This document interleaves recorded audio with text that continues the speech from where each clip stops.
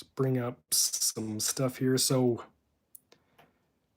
I'm a little sick, but I had to go live because both ETH and BNB just hit all-time highs, which is awesome if you hold those cryptocurrencies. But there's also some things we should talk about that you should be aware of as well. So we will wait a minute and let some people join the stream here. And as always, feel free to say hey in the chat.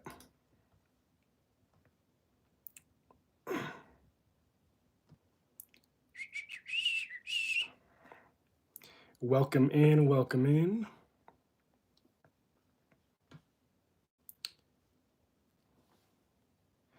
What's up, everyone? Hello, hello.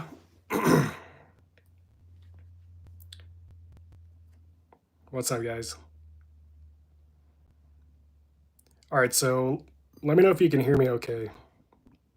I know my voice is a bit scratchy because I'm sick. So not only am I sick, but I also messed up my back pretty bad last weekend. So I was just recovering from that, and now I'm sick. But it doesn't take too much effort to just jump on here and chat with you guys about the topic, which is the crypto market is looking pretty good right now.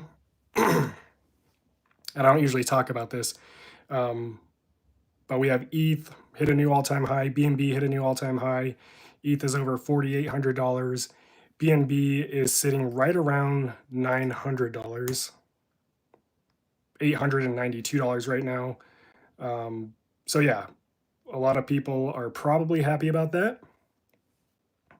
But that also means that there is some bad stuff that you should expect too, which I want to talk about.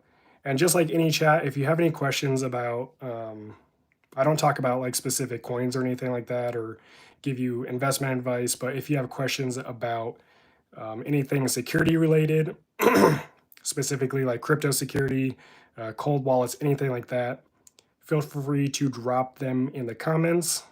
I'm always down to answer questions live.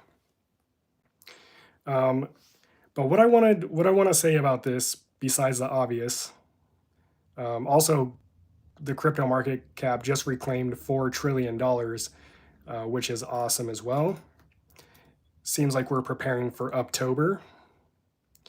But what I also wanted to talk about was the bad that comes with, the bullish news like all-time highs. And that is various crypto scams. So whenever the market, goes up, it seems like the number of scams that you receive, scam calls, scam text messages, basically just overall scam attempts also increase. And it makes sense because scammers, they take advantage of your FOMO, of your fear of missing out, of acting quickly with not putting too much thought into it. So I just want to bring some awareness to that topic. And I do have a couple examples, as well as some things that you should also watch out for here on YouTube, that I've talked about in a few videos, but just some things you should be aware of that honestly piss me off. So yeah, let me pull some things up here. Let's talk about them. So this is just an example right here.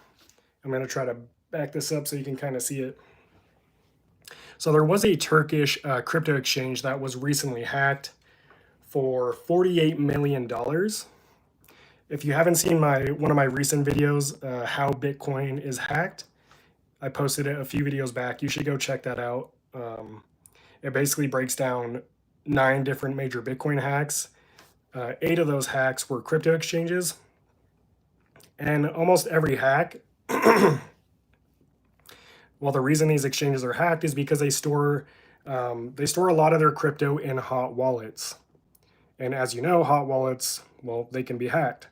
They do have like their reserves stored in cold wallets, but for the daily trading and everything, they usually use hot wallets, which are just susceptible to, malware, or if there's some kind of backdoor that the hacker exposes, well, it results in $48 million being stolen. And that's just one example.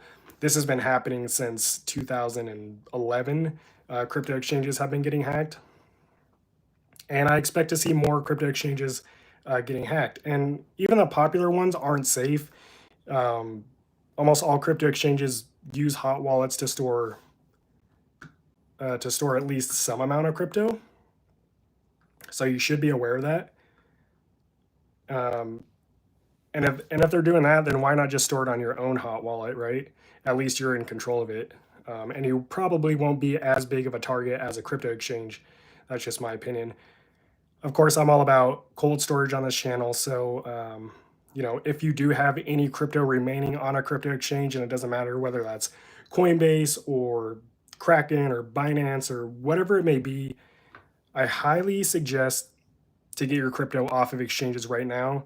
If you don't have a cold wallet, obviously you should get a cold wallet. If you don't know about cold wallets, I left 3 resources in the description of this live stream. The first one is my favorite cold wallet and probably the best cold wallet for beginners. It's called Tangem. There's a link to that wallet as well as a 10% discount code if you want to check that out. Excuse me. I also linked a video where I share 5 years of cold wallet knowledge.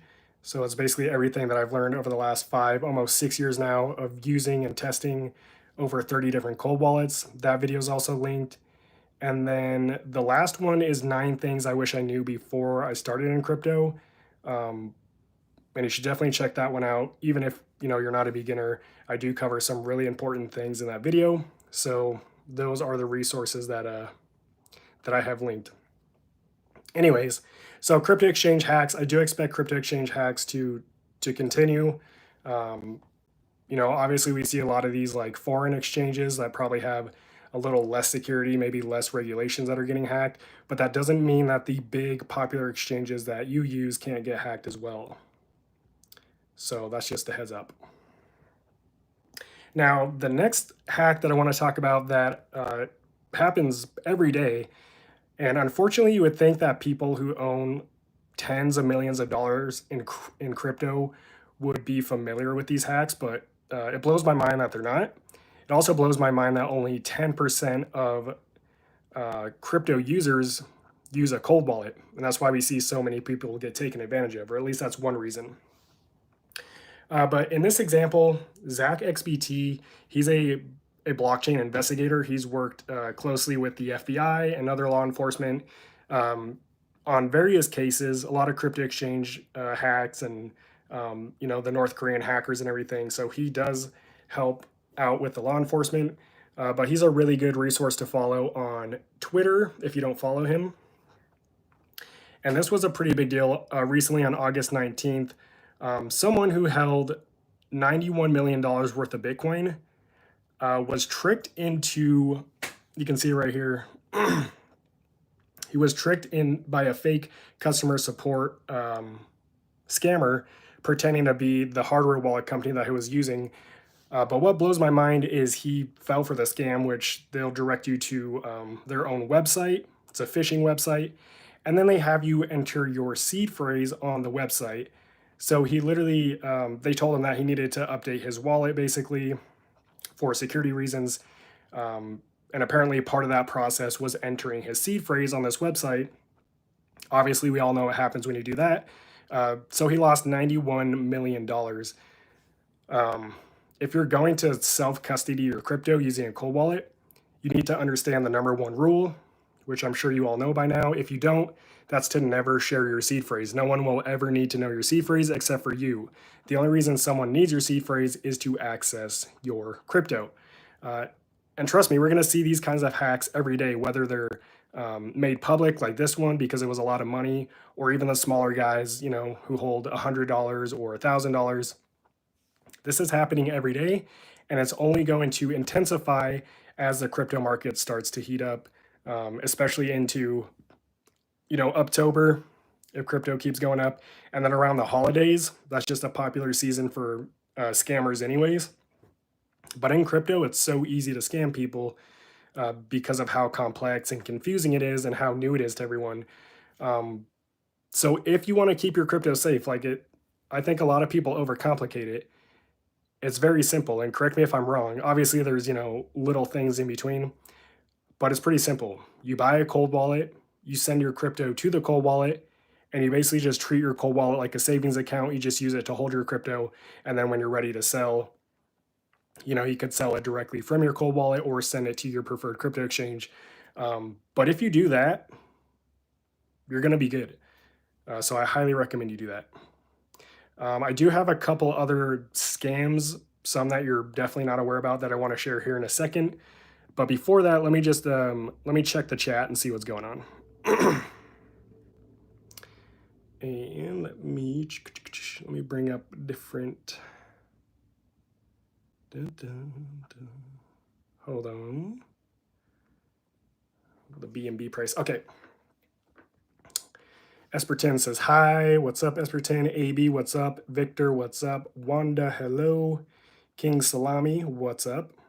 Samsung Apple, what's going on? Fasal from Dubai, what's going on? Stefan, Summer, hello. Mr. LSU fan, what's going on?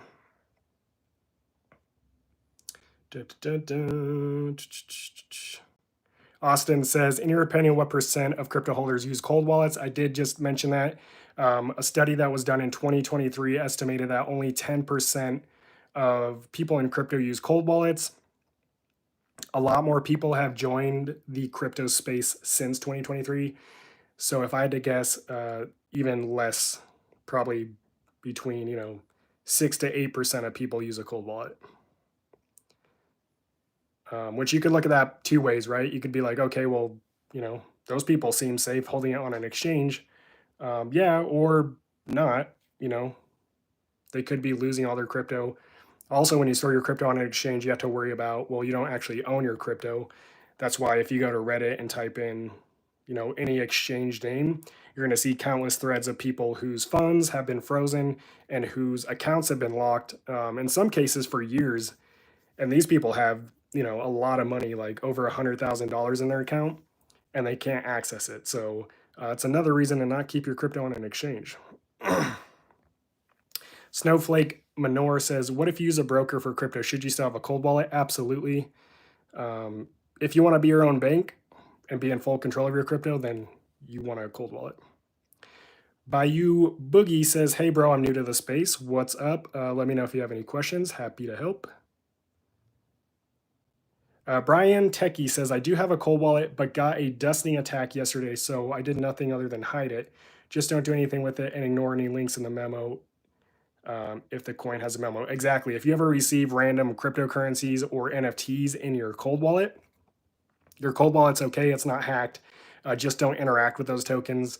Usually the way those scams work is that there's going to be a link somewhere in the memo tag or the token description, and that link will take you to a phishing website. So good tip there.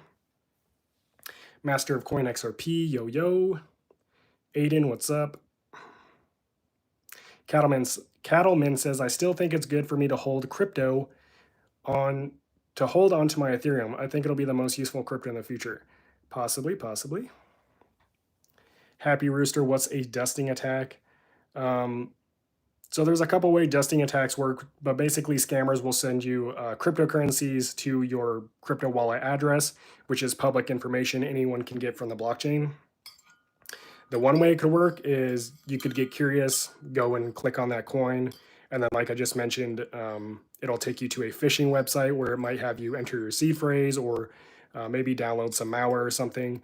The second way it works is a lot of people don't copy their wallet's receiving address using the receive button. Sometimes they'll just go to their recent transaction history, and scammers are actually able to make it look like you have sent and received crypto using a certain wallet address that looks like your wallet address, but is actually the scammer's address. So if you copy that address from your transaction history rather than clicking the receive button, you could end up sending your crypto to a scammer's wallet. So always Always when sending crypto, make sure to tap the receive button in your wallet and get your receiving address through that method.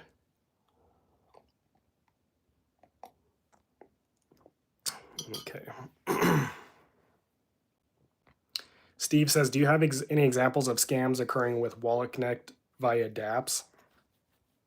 I don't have any specific examples, but it's pretty straightforward. Like simply connecting your wallet, like when you go to a decentralized application, there's that little button, it always says connect wallet. Usually that's not where the hack occurs. It's when you sign a transaction. So, let's say like when you swap crypto, there is something called a spend approval. And this basically allows the platform to spend your crypto or take that crypto. A malicious contract, you would allow them to have access to all the crypto on that address and basically take it without giving you anything in return. So usually you can't tell it's a scam until it's already happened. And that's why I say don't connect your cold wallet to decentralized applications. Jeff says, how's your back? And did you get around to watching that SOS video I suggested the other day? Jeff, I didn't watch the video because after that live stream, I got sick. So now I'm sick. So I've just been resting. I haven't been doing too much. But my back is about 80% better. I've just been doing like laps around the house and trying to keep moving, while getting as much rest as I can. Aiden says, why does Coinbase take forever to let you move your money to a cold wallet? Because Coinbase sucks. Most exchanges have at least some kind of little buffer before you can transfer crypto externally, but Coinbase is terrible. I'm actually releasing a video once I'm better about why crypto exchanges freeze your crypto, and it has to do with the kind of bots that they use for anti-money laundering laws and things like that. So really, it's just their bots being overly sensitive. Jeff says, I was successful at testing my seed phrase with my second tangent set. Thanks for the info. Awesome. I remember you asking that on the last live stream, so I'm glad you got that figured out. Master of Coin XRP, I have tangent because of your reviews. Love the ring. Yep, the ring is awesome.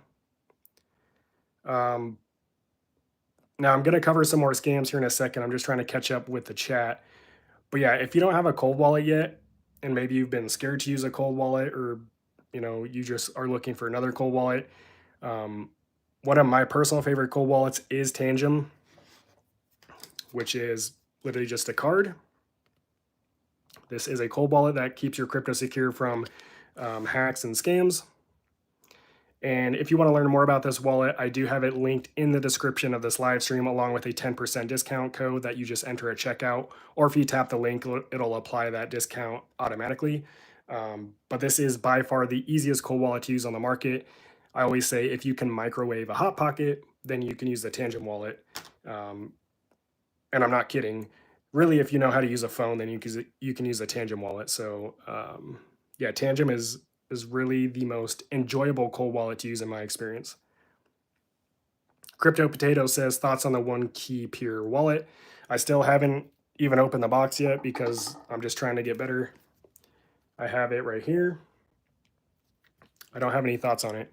However, if it's the same as the classic 1S, it's a good wallet. I would trust it to secure my crypto. It's a good entry-level wallet. It's not fancy by any means, but it'll do the job.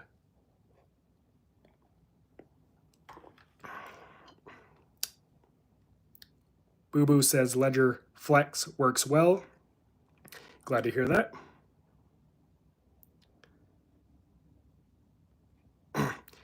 The real VMC says, so I got a Ledger, I have XRP and other crypto as well. Will I lose my price average? You can't lose your price average. It's just not going to show it in your Ledger wallet, but you can't lose it. That's not possible. I mean, you have a price that you bought crypto at, and over time there's an average that doesn't disappear because you transfer it to a cold wallet. You just can't see it in the cold wallet. So Happy Rooster, how to know that this coin someone has sent me is a dusting attack? If you received a coin and you didn't ask for it, then it's a scam. People don't just randomly send you coins out of the kindness of their heart.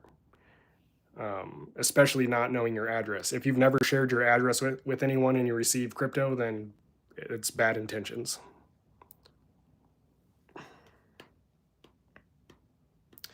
Backpacking Online says, I have 2 Coinbase wallets. Excuse me. Both are the same coin. One outperforms the other. How is that possible? I never went to the exchange. I don't know what you mean by it outperforms the other. Miss J says, what's the point of getting the more expensive wallets if Tangem does the job just as good? It really just depends on your preference. Some people like their wallet to have a screen versus using their phone screen. For example, like the Ledger wallets, they also have additional security features like a security key that you can use as 2FA for websites like your crypto exchanges and stuff. So there's other features that wallets offer that Tangem might not offer. So it really just depends on the person. And then there's also like the reputation, like what company do you trust? So Kathy says, I just heard today about a wallet that is EMP proof. I didn't get the name, but it was biometric friendly. Have you heard of that one? We're having opinion about it. Thank you. Kathy, the Tangem wallet, which is this one right here. This is the most durable wallet on the market. It's IP68 rated, so it's dust and waterproof. It's resistant to extreme temperatures. It's also EMP proof. It's X-ray. It's resistant to X-ray machines, and it's resistant to electrostatic discharge. So if you're looking for something like that, I would suggest Tangem. And again, I do have a link to this wallet in the description of this live stream along with the discount code, which will automatically be applied if you just click that link. I also have an entire playlist on my channel if you want to learn more about this. But Tangem is EMP proof. I'm not sure if that's a wallet you're referring to, but it's the only wallet that I know of that's EMP proof. So Crypto Potato says, love the SafePal X1, just the design of it looking like a calculator is pretty cool. Don't store too much on it, mostly a Tangem fan. Yeah, I have the SafePal X1. It's a fine wallet. Not super fancy, but I do like the full keypad that it has. That's probably my favorite thing about it. The Real VMC says, what's your bias on Sol and XRP? I don't have any opinions on that. Adam says, is EliPal any good? EliPal's been around for a while. It's not my favorite brand, but I do like their recent wallet that they just came out with, which is the EliPal X card. That's probably my favorite wallet of theirs. If you want to learn more about that one, I do have a review on my channel. Just type in EliPal X card review and it'll show up on YouTube. That would probably be my personal favorite EliPal wallet right now. It's similar to Tangem.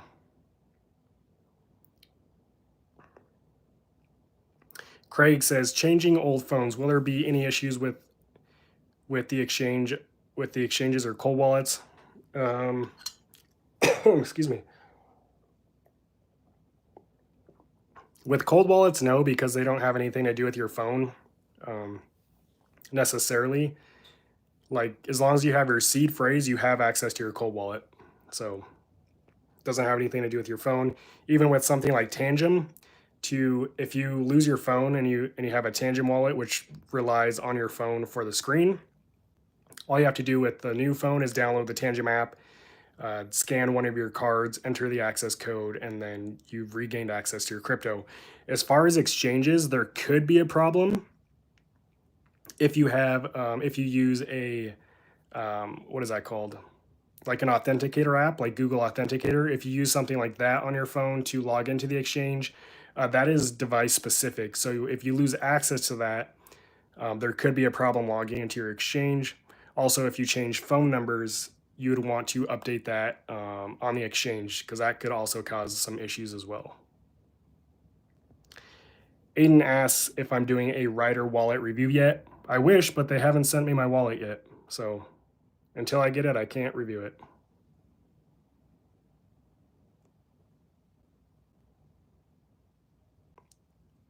Let's see.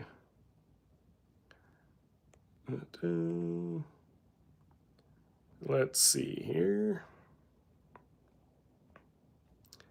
How to put Seth Miller in timeout.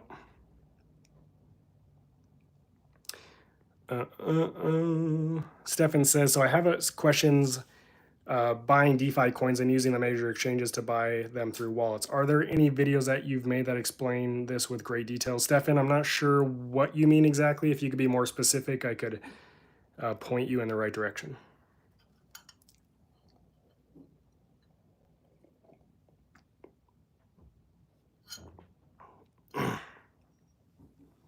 Sorry, I'm just reading these comments. Happy Rooster is telling me how to the concoction I make since I'm sick, telling me to mix warm water with salt. So I've been doing water and hydrogen peroxide. It has a similar effect. So yeah, the salt works pretty well too. I'm also drinking hot tea with some chopped up ginger and honey. So yeah. On paper says, my issue with Tangem is only one Bitcoin address, bad for privacy. So I don't know if, a lot of you know this, but the blockchain, like the Bitcoin blockchain, is it's a public ledger. So anyone can view all of the transactions. Anyone can view what you hold in your wallet.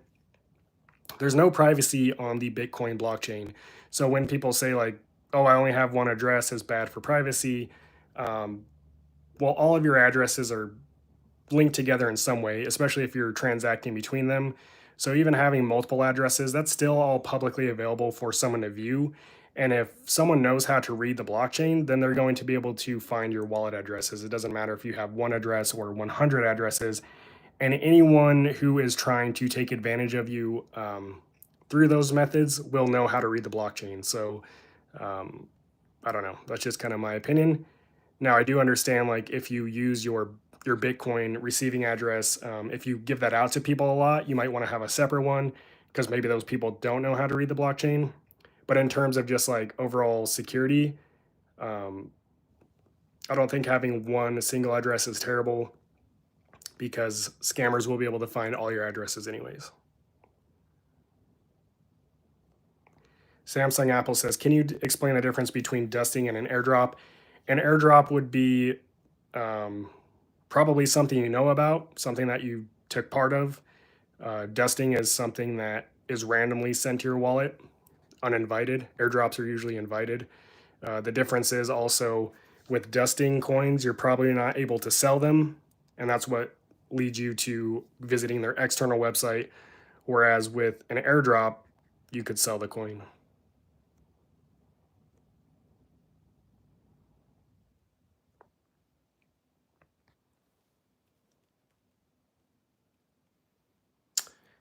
Fasal says, I staked Sol on Tangem and later unstaked it, but the app still shows a staking balance on Sol Explorer. No stake, AC appear. I would make sure that your app is up to date. There was a recent Tangem app update. Definitely update the app. Worst case, you could also try uninstalling the app and reinstalling it. AR says, I got Tangem. What if my app is uninstalled? What to do? Well, you would just reinstall the app, scan one of your cards, enter your access code, and you're good to go. Do you think a Trezor Safe 3 and a dedicated PC is safe for holding 20K for 8 years? I can't give you a specific time frame on if something will be safe. I can't tell the future. Every wallet on the market right now could be obsolete in 8 years. I have no idea. I would like to think that's not the case, but if the blockchain technology that these wallets are basically implement, because all wallets do are implement the blockchain's technology. So all the networks that these cryptocurrencies live on, the wallets just communicate with them basically. So I can't tell you if it'd be good for 8 years. However, as of today, the Trezor Safe 3 is one of my top wallets, and I do trust it to keep my crypto secure. Steve says, can you change your Bitcoin public address on Tangem? Is that good to do if you can do it on Tangem? You can't do it on Tangem yet. They are adding this feature in the future. There's a lot of reasons that it could be a good thing to do for like organizational things. Maybe you have different wallet addresses for different things. So yeah, it kind of just depends on the person.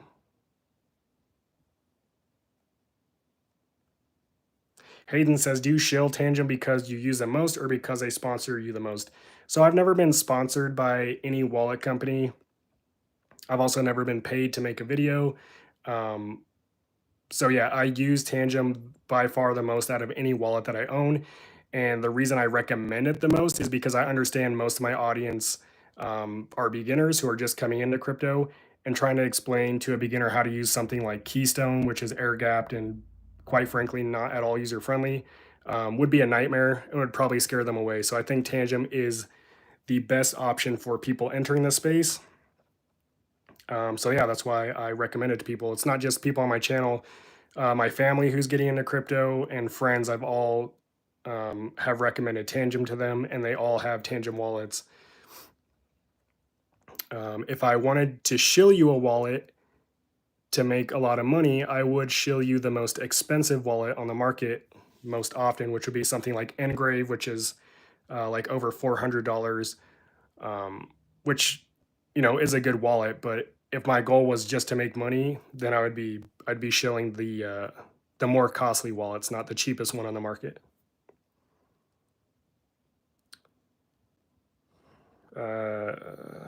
Thwang says, how do I get a loss transfer from Uphold to Tangent?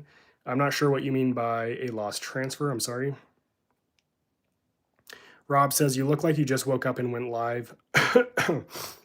I woke up a long time ago. It's because I'm sick. Take vitamin D. Yep, I'm taking vitamins. I'm doing everything I can. I'm drinking tea. I take creatine. I take vitamins. I could probably drink some more water. That would help.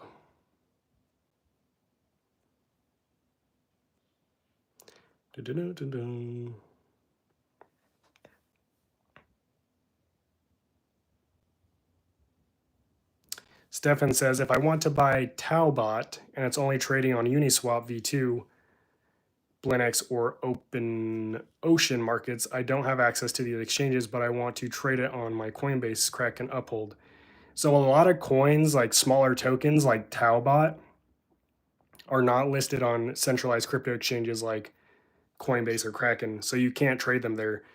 Hold on one second. With a lot of those smaller coins, you have to use something like Uniswap. Everyone has access to Uniswap. All you have to do is download a hot wallet like MetaMask, and then connect your wallet to Uniswap, and you'll be trading there. So I don't know why you wouldn't be able to trade on Uniswap. Brian says, Ledgerflex has a security key app that is kind of cool for passkey and 2FA authentication. I don't think Tangent has something like that. Exactly, that's what I was mentioning earlier. And I have a full video on that. If you type in Ledger security key on YouTube, you'll be able to see that.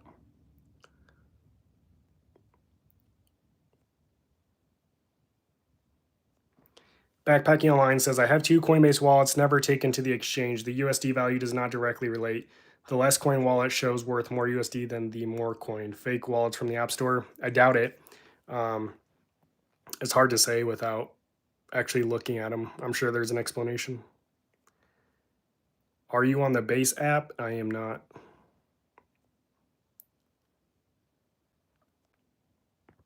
Okay. All right, so I'm gonna take a second, pause on the I'm gonna pause on answering the chats right now, but definitely keep dropping them in the chats. Let's check what the market's doing right now. So BNB, as you can see behind me, 894, but looking on the live chart, we're at $895 for BNB right now.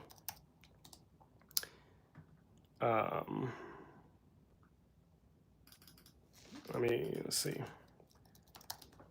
ETH is at $4,844 right now.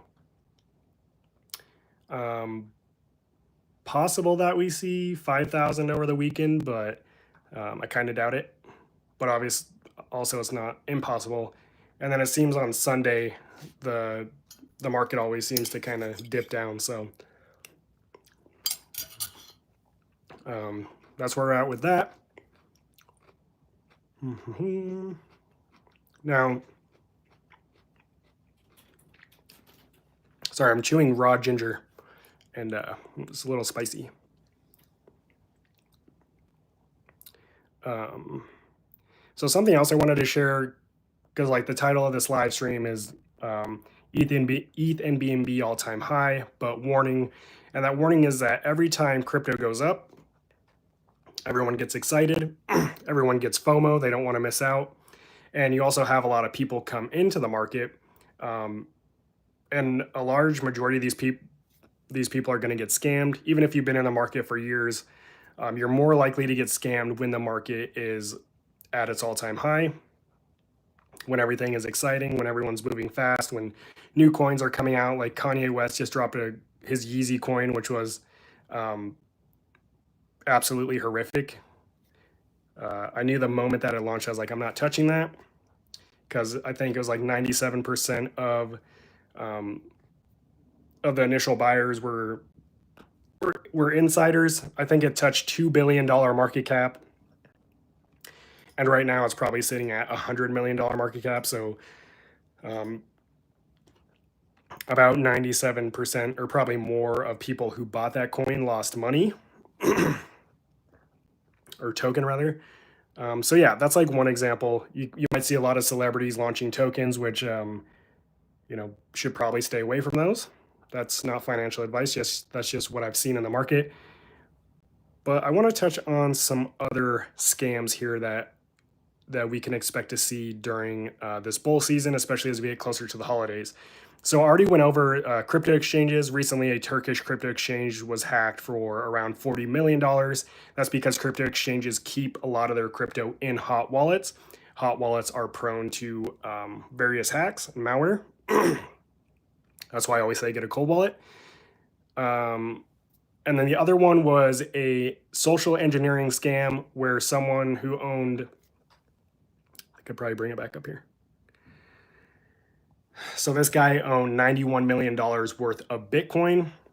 He fell for a fake hardware wallet customer support scam where they basically told him he needed to update his hardware wallet or something like this for security purposes. And to do that, they sent him a website link. He went to the website, entered his seed phrase, and lost $91 million worth of Bitcoin. And you would think someone who holds that much crypto would have a little more knowledge on how it works, but that's not the case. That's why that's a big part of the reason why this channel exists. But that's not the only scams. There's also some other scams. Hold on. I need a drink of water for this one because I'm going to call some people out. And yeah, just give me a second.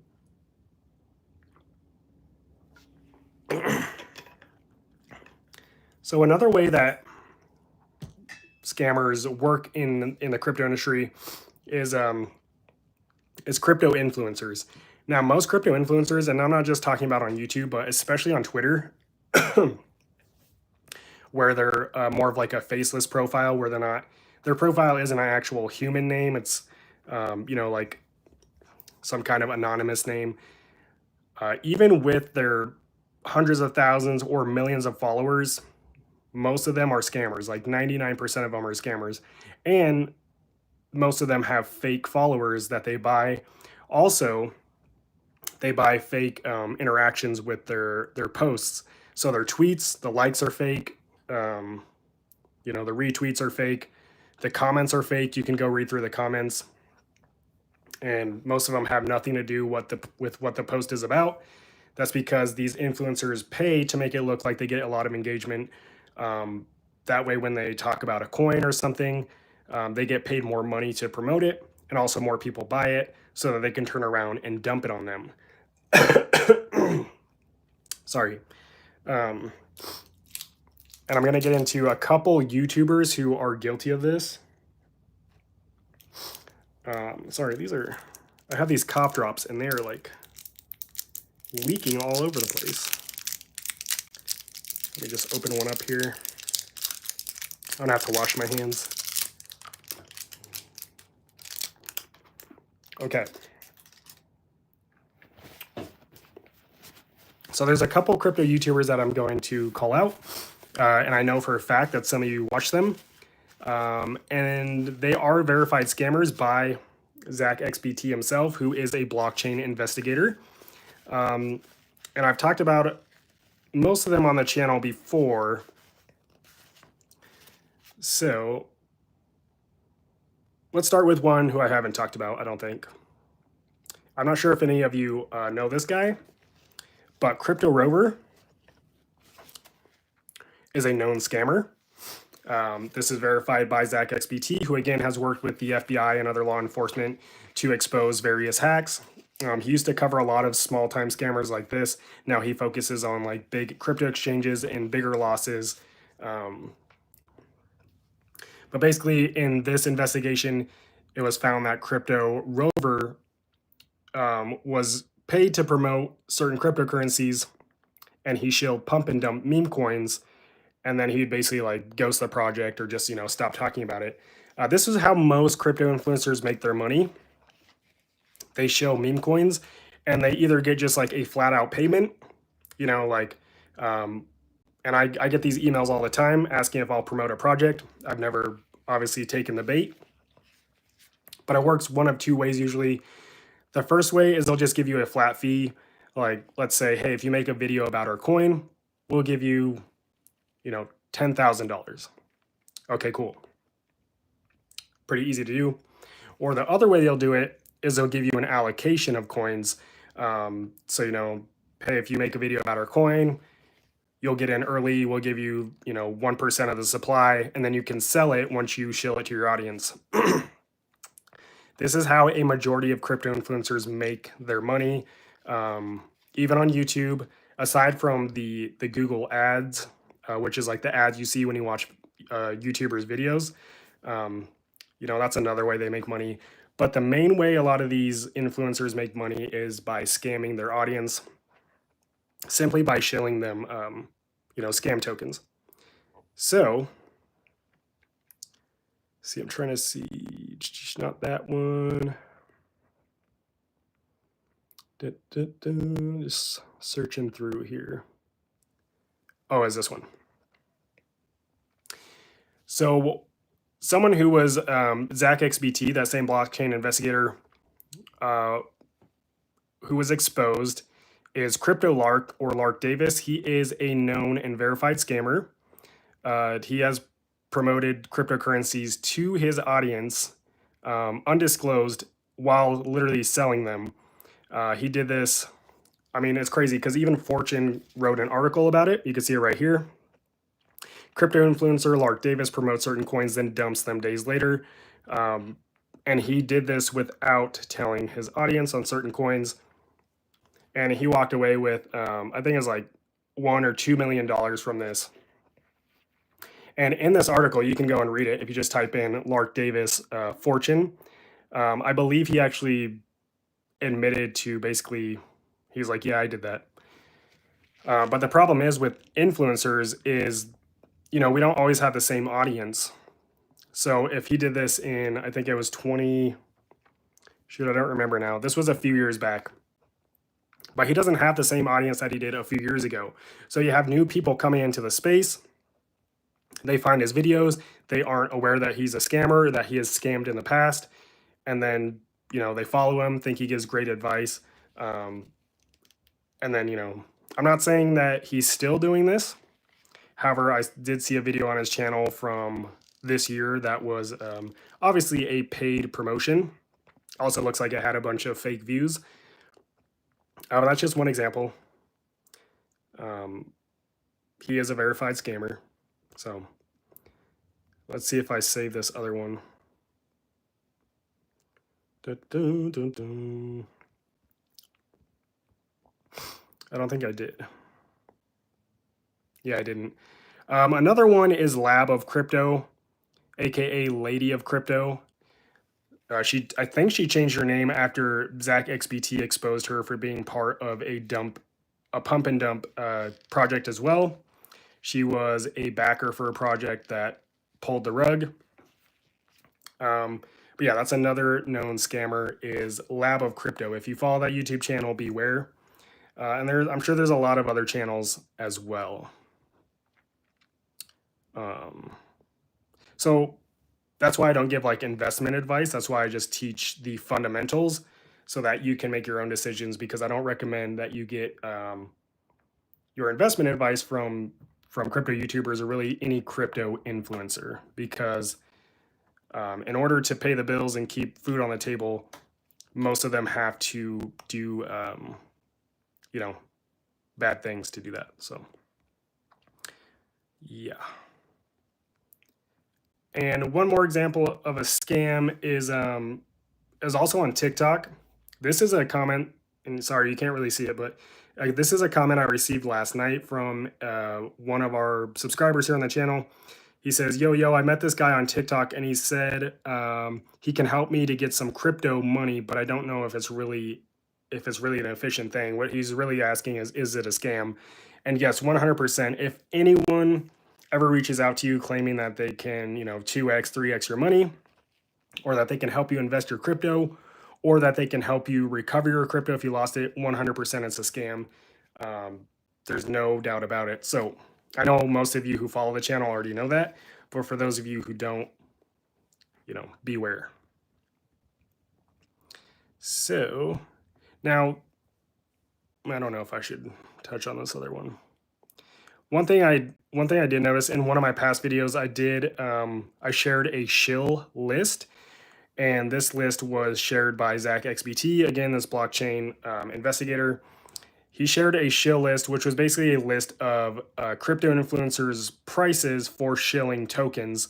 Now, I'm not saying that they didn't disclose when it was a shill. I'm just saying they did accept money for shilling tokens regardless of what that token is. One of those channels, and again, this was a few years back, was Altcoin Daily, who now has 1.6 million followers on their channel.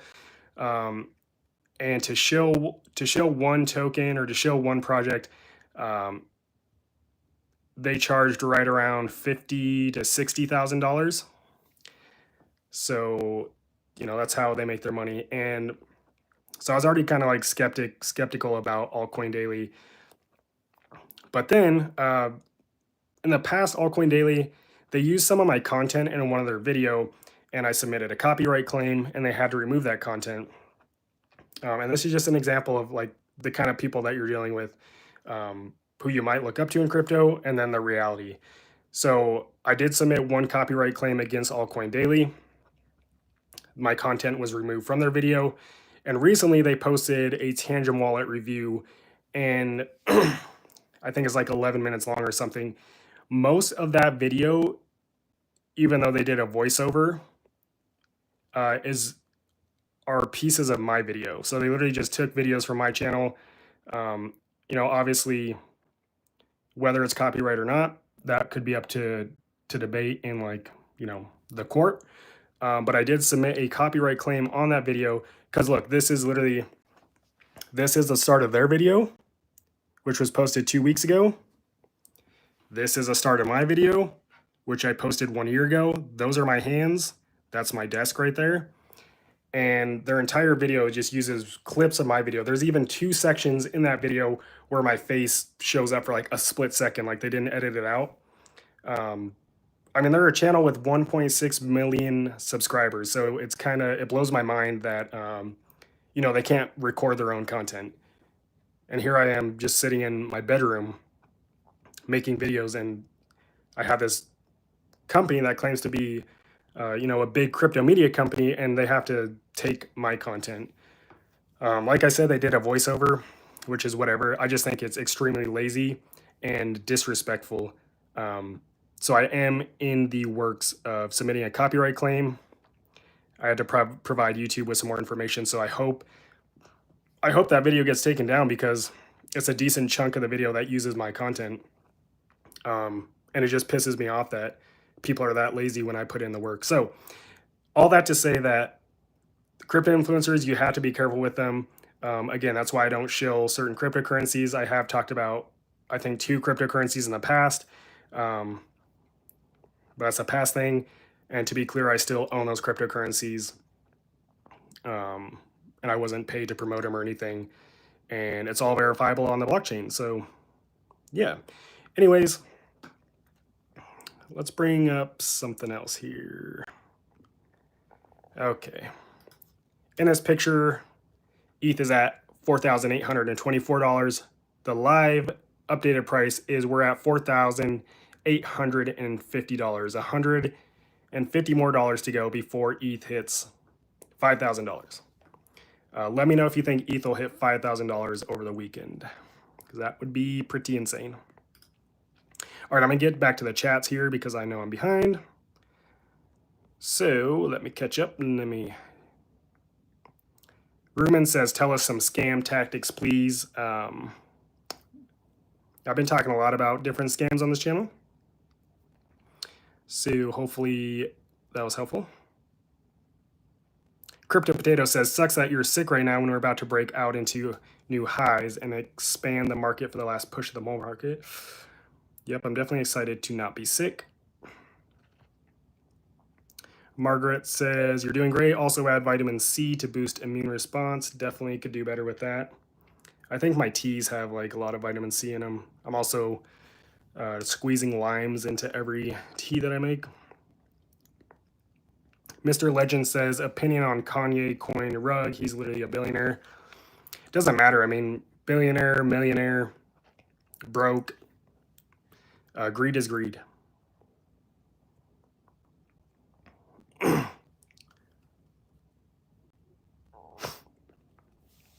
Victor says, hope you get better. Thank you. I'm using a Ledger Flex, but I've been hearing some Bitcoin maxis say that using an AirGap wallet is much better. Any thoughts? So AirGap, the term AirGap wallet is mainly marketing. It's something these brands say to make it's a competitive advantage to make their wallets sound more secure than other wallets in the market. And I was told this specifically by a wallet brand that it is a marketing thing. AirGap wallets are not more secure than non-AirGap wallets. In fact, if you look up Shift Crypto AirGap wallet, they did a study on AirGap wallets proving that they're not any more secure because you could still technically get malware through the micro SD cards or even the QR codes that you use with a AirGap wallet.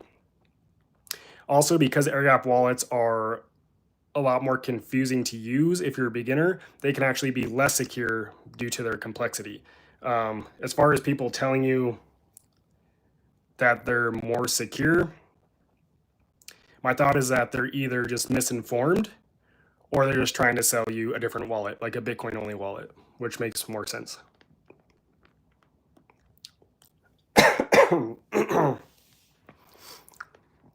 What is your thoughts on USD longevity? I don't have any thoughts on that, to be honest.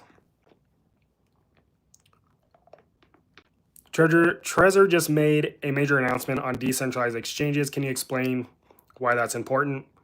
I'm not sure. I didn't see that announcement. At least, I don't think I did. So maybe if you could share the announcement here in the chat, I could take a look at it. Avon says, what's the safest stablecoin you work with? I don't know the safest, but I use USDT, USDC. Like when I take profit, it's usually in USDT.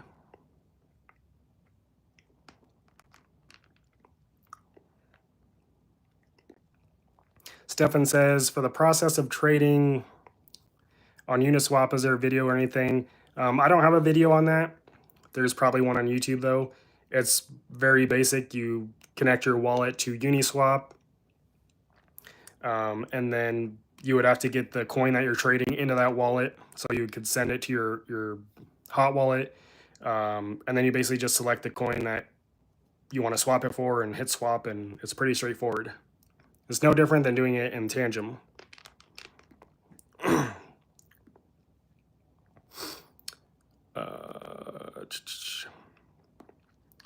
See, Jim Jam.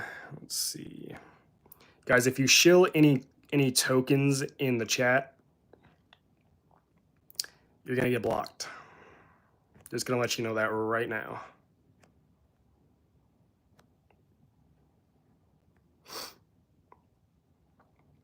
Okay.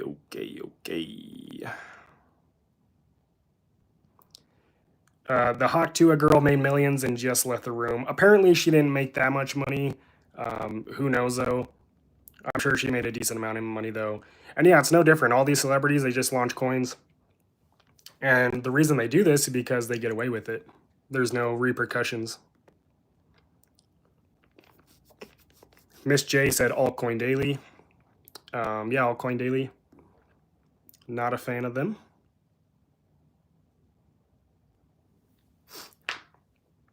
Happy Rooster says, what to do if someone tries to Dusty attack me and I click the coin address?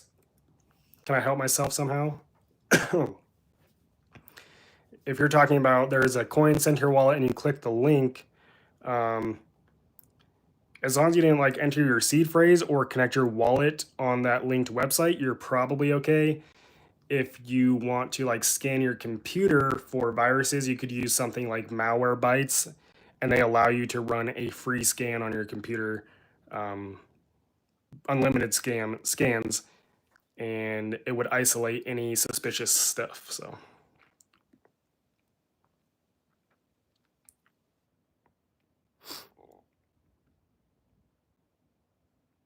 See, Alan says that dude named Johnny shills small coins that he dumps. I'm not sure who that is, but yeah, like I said, most of the crypto influencers, the way they make their money, whether they have 1,000 followers or 1 million followers, is they shill these coins.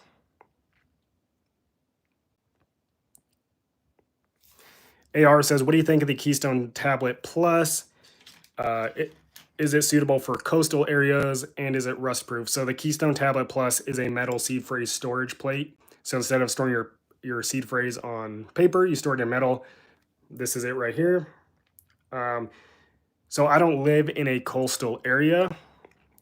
I live in a pretty dry zone. That said, it is 304 stainless steel, so it's corrosion proof and fire resistant. If you're super worried about it, just go to Amazon and get a titanium one. But in my experience, I have 4 Keystone tablets, and they've all been pretty good. So, Callie says, what's your favorite crypto coin? I'm not going to share that. I think Bitcoin is good if you're just getting started.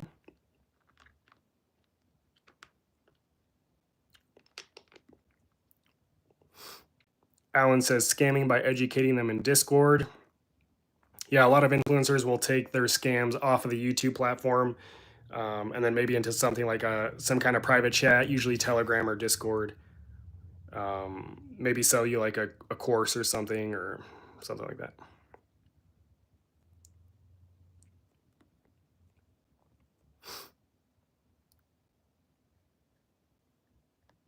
IMS says, of course it's not right, but is it illegal? Like you make a video on project you hold yourself, but there's a difference between making a video on a project you hold yourself and making a video with the intention of scamming people. That's the difference. It's all about intention, and usually I'm pretty sure that's what they try to prove in court. So yes, it can be illegal, and yes, people have been charged for shilling projects with the intention to scam. So yes, depending on the case, it is definitely illegal. What's going on? Checks my pulse. Welcome back to another live stream. Miss J says, what crypto YouTubers do you watch, if any? I don't really watch any crypto YouTubers. I'm sure there's some decent ones out there. Crypto Dad, mainly because we talk about a lot of the same stuff, so it's just good to hear someone else's perspective. But like any YouTuber who's talking about like price charts or investing in certain cryptocurrencies, I'm just not. That's not something I'm interested in. Literally have zero interest in that. I like to do my own research, buy my own coins, take my own risk. A lot of the stuff that I hold, I can guarantee you that no influencer talks about, because the tokens that I hold don't pay people to promote and scam. So I'll say that. Langy D says, I know this is probably a dumb question, but can you lose everything you invest in crypto? Say you go way up, then don't get out and it crashes. Can't you just wait until it goes up again? I don't get it. Well, you're assuming that it's going to go up again. That's usually not the case. Yeah, crypto fluctuates, but if you get into something and it goes, let's say you invest $100, it goes up to $10,000. You don't do anything. Then it crashes to $50. You're left with $50. That's how it works. And there's no guarantee that it will go back up again. In fact, if it's like a small token, like something that's not in the top 10, or if it's not like a Bitcoin or Ethereum or something, which even those fluctuate a lot.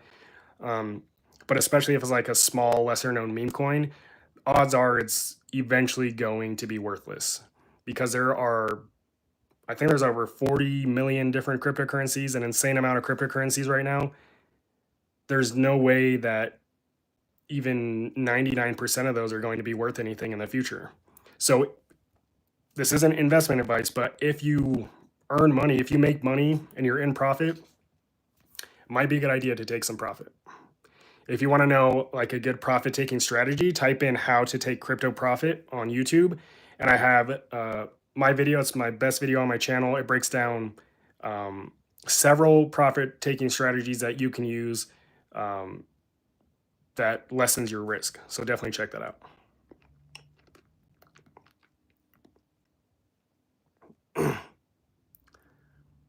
Let's see here.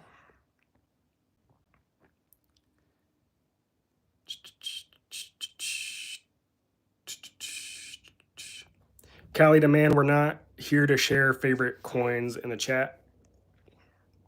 It's not something that I encourage on this channel.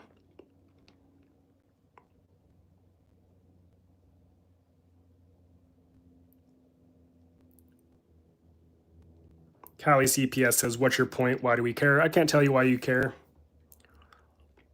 Why are you here in the live stream commenting?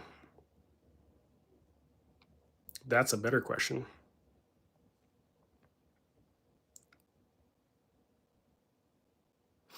Kathleen O'Graphy says, I'm not going to say who, but be careful that channel where this guy keeps pushing his courses every few minutes of his videos. Yeah, there's a lot of channels like that. I think there is value to be had in like courses and stuff like that. Basically, a course is just a way to get information quicker and more organized than if you were to try to do it yourself.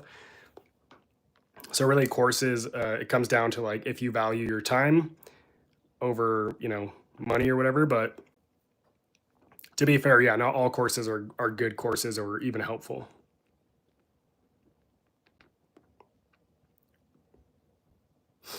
Manny says, what is the best DEX to buy crypto in the USA using Tangem? So you can't turn fiat into crypto using a decentralized exchange.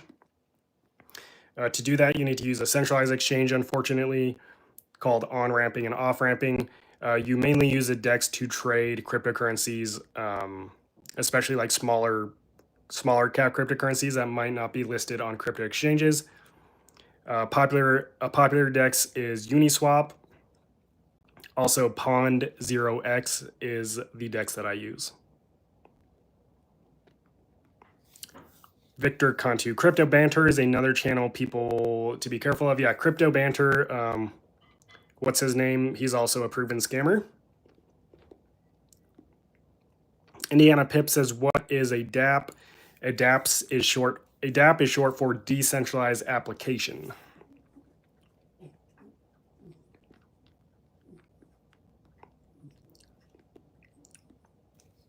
Steve says, thanks for all your support videos and now live streams. I've been a follower forever, it seems. Yet I am cold wallet guy. Thanks to you. Thanks so much. Thank you, Steve. I do appreciate your support. Cheeky Chipolata says, just hit 4,864, nearly there. Let's check it out. Guys, we just keep going up with the ETH price. Let's see what we got. Let me take you to my computer. Oh, I just disappeared. Let me show you what we're looking like here. So this is the current ETH price. As you can see, we're just going up This is today. I mean, look at the last 5 days. Yeah, so we're just going up right now. How's BNB doing? Let's check BNB. Oh man, we are right there on the edge. So BNB will definitely hit that 900 mark. I'm telling you guys, be careful. Definitely get excited, but be extra cautious in times of excitement, because people are just waiting. Not just investors, but scammers are waiting for moments like this. Let's see.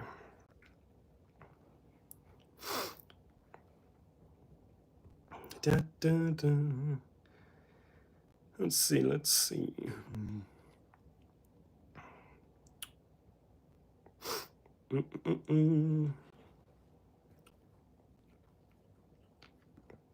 Sensible Investor says, what about swapping option in Tangem? Asking for KYC, a swap 10K or more in USD. So yeah, if you're swapping crypto using any centralized exchange, you're going to have to KYC eventually, for the most part. If you want to swap without KYC, you need to use a decentralized exchange, and I don't recommend connecting your main cold storage wallet to a decentralized exchange. So you either need to use a hot wallet is the easiest option. Send your crypto from your cold wallet to the hot wallet, do your swap, and then send back to your cold wallet for safekeeping. If you're just trying to sell, then yeah, unless you're using some kind of peer-to-peer marketplace, which almost no one does in today's age. If you're selling your crypto, there's really no way around using a centralized crypto exchange, because you have to convert the crypto to fiat, and then you have to send that to your bank account, which requires you to go through KYC. So, Realist News Support, thoughts on Decent Wallet. I really just need to do a review of Decent. Like, I think the wallet itself, like the product, is cool. I just personally don't trust the company. They're 100% closed source.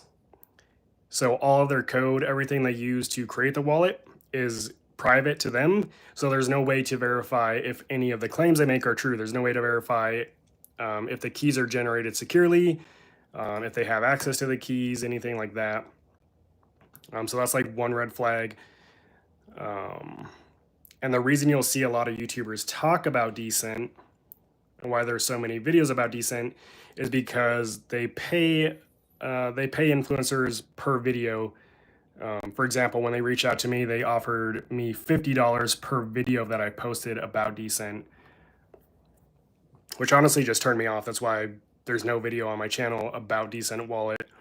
So yeah, it's not a wallet that I recommend. Doesn't mean it's not good or that it's not secure. Just from my research, it's not something that I would personally use or recommend to anyone else.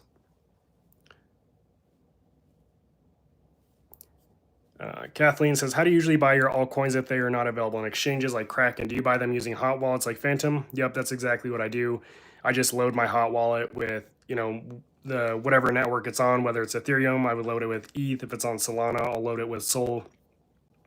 And then I'll just use a decentralized exchange to do the swap. So on Solana, you could use something like Jupiter or Pond0x. And same with Ethereum, you could use something like Uniswap or Pond0x. Brian Techie says, just wanted to thank you for your excellent videos, as I didn't know anything about cold wallets prior to watching them and learned a lot from them. Thank you, Brian. I appreciate you sharing that.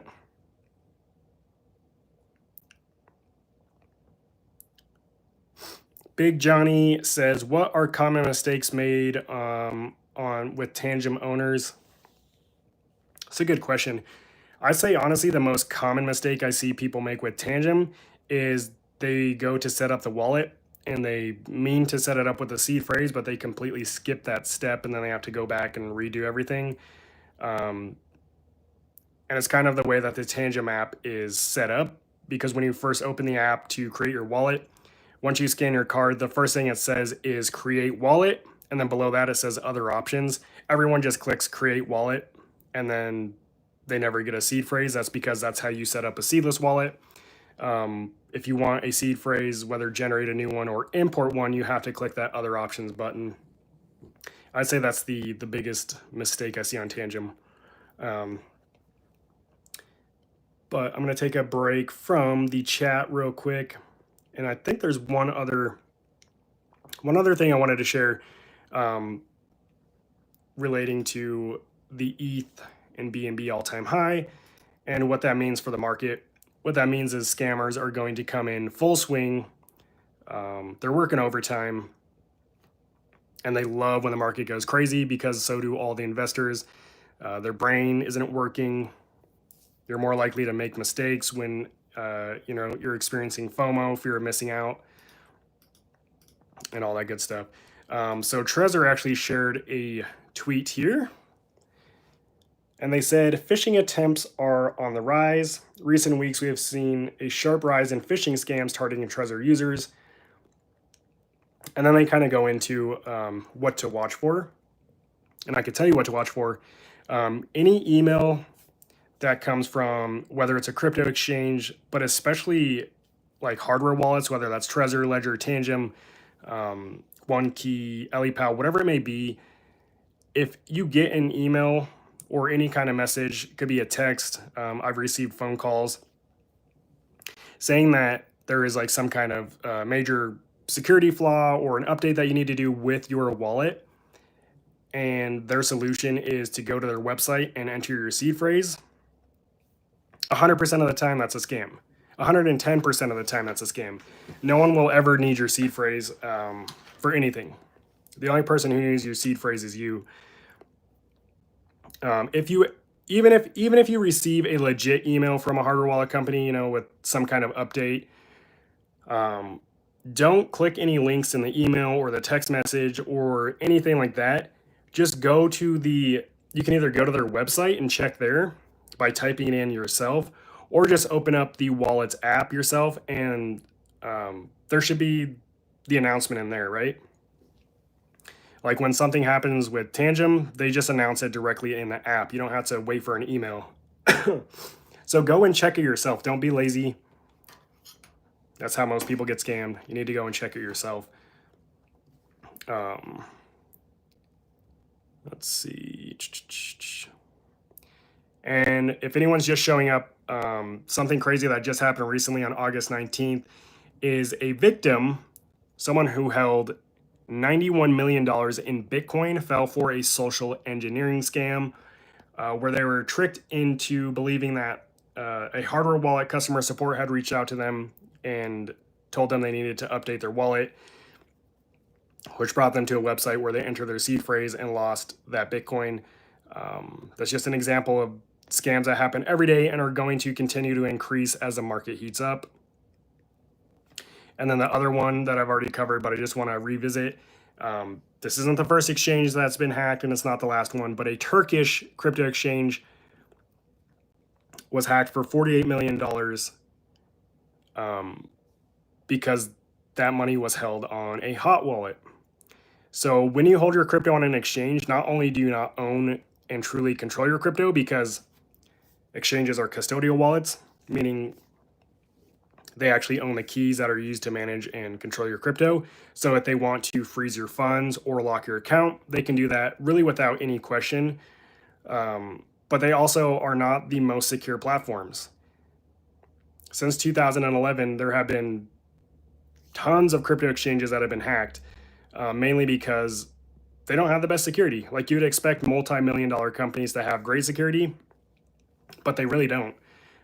In my opinion, as long as you understand how cold wallets work, you're much better off and much safer owning your keys and storing your crypto yourself, being your own bank. And the way to do that is using a cold wallet. Now, obviously, if you're just getting into crypto, or if you're just starting to learn about cold wallets, it can be kind of unsettling because it does seem complicated. But if you want to just eliminate that fear, you need to just do it yourself. The one wallet that I recommend to like my friends and family who are just getting into crypto, and I've been recommending it for a couple years now, is the Tangem wallet. All you need to use this wallet is your iOS or Android mobile device and this card, which you get 2 or 3 cards when you order the wallet. You just download the Tangent app, and it basically walks you through all the steps to set up your wallet. And it's super easy to use. If you can microwave a Hot Pocket, you could use this wallet. But yeah, there's actually a secure chip inside of this card. It's the same kind of chip that is used in bank cards. For example, this is a secure chip. I cut this out of an old credit card. And these are meant to store secrets. In the case of your cold wallet, it's meant to store your wallet's keys, and it keeps it safe from both remote and physical hacks. Oh, I got honey on this wallet from my cough drop. Anyways, so yeah, this stores the keys to your crypto offline.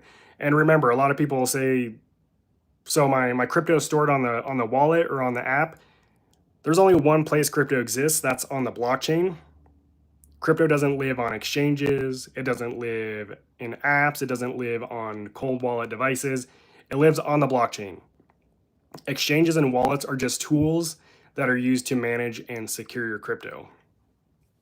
So in the case of something like Tangent or any hardware wallet, even like a ledger, these don't hold any crypto. They hold the keys that are used to access your crypto on the blockchain. But yeah, that said, if you are new to cold wallets, or if you're even experienced with cold wallets, I do have a video linked in the description of this live stream.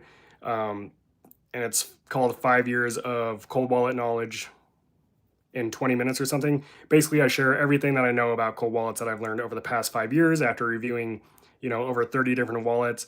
I have that one linked in the description. I also have the link to the Tangent wallet in the description, along with a 10% discount code. It's only 50 to 60 bucks, even without the code, but once you apply the code, obviously you save a little more. And if you just tap the link, it should apply the discount for you.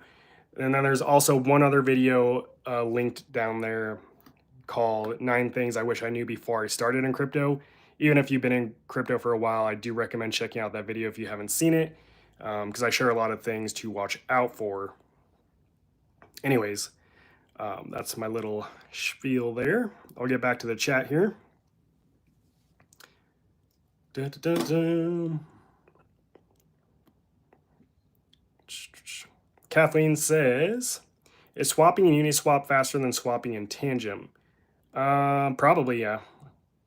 I would think so. Tangent, anytime you use like a cold wallet to swap, it usually takes longer because you basically have that middleman. So, you're sending your crypto to the exchange, they do the swap for you. And when your crypto arrives on the exchange, it takes a while to confirm, and then they have to exchange it and then send it back to you. Whereas with a decentralized exchange, like Uniswap, it's instant. So,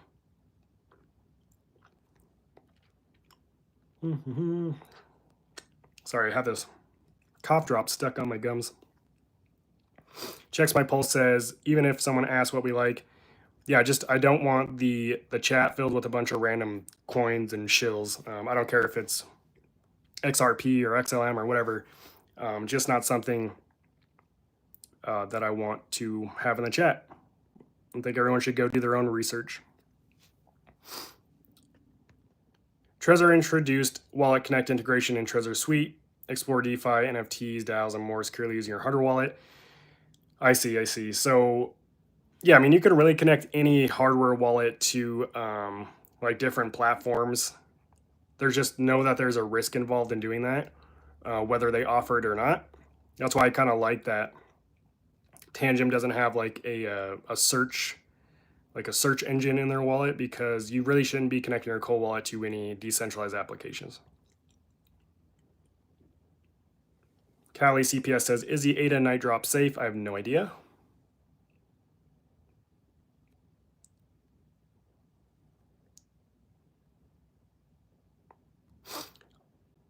Seb Goes Bananas says, I used USDC to buy ETH and got more than using euros.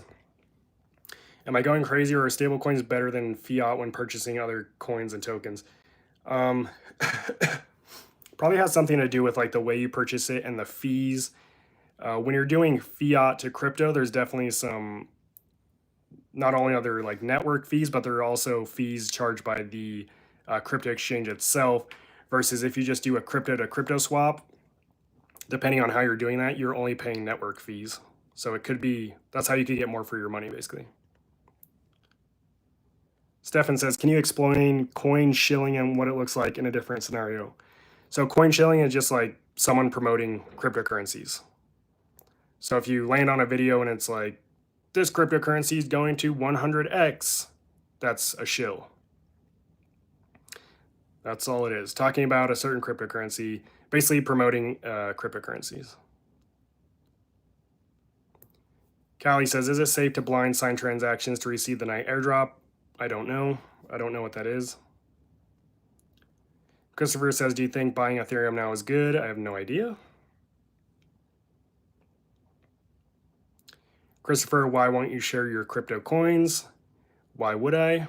There's lots of reasons to not share that.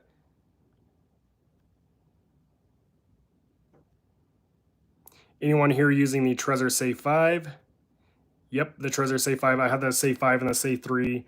I like them both. But the touchscreen on the Safe 5 can be kind of difficult to use sometimes just because it's a smaller touchscreen. So if you have sausage fingers like mine, sometimes you'll press the wrong button.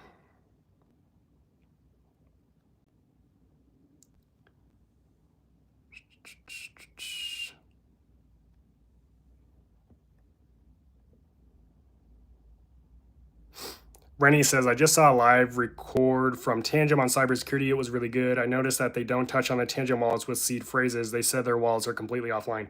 All cold wallets are completely offline. That's why they use apps. Because cold wallets can't communicate with the blockchain where your crypto lives without an app because they're offline. So yeah, I mean, all cold wallets are offline wallets. And they don't talk about the seed phrase much because Tangem recommends setting up your wallet without a seed phrase because the way that most people lose their crypto is by sharing their seed phrase, which a really simple solution to that is you don't share your seed phrase. Personally, I love knowing my seed phrase. I don't want to rely on technology to secure my keys. I like to have like a physical copy of my keys that is not based in technology, something like the metal seed phrase plate.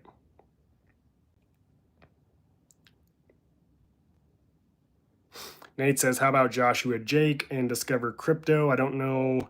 I've heard of Discover Crypto. I have no idea who Joshua Jake is. I can't comment on those channels. Should meme coins be illegal since it's not going to last? Not sure on that.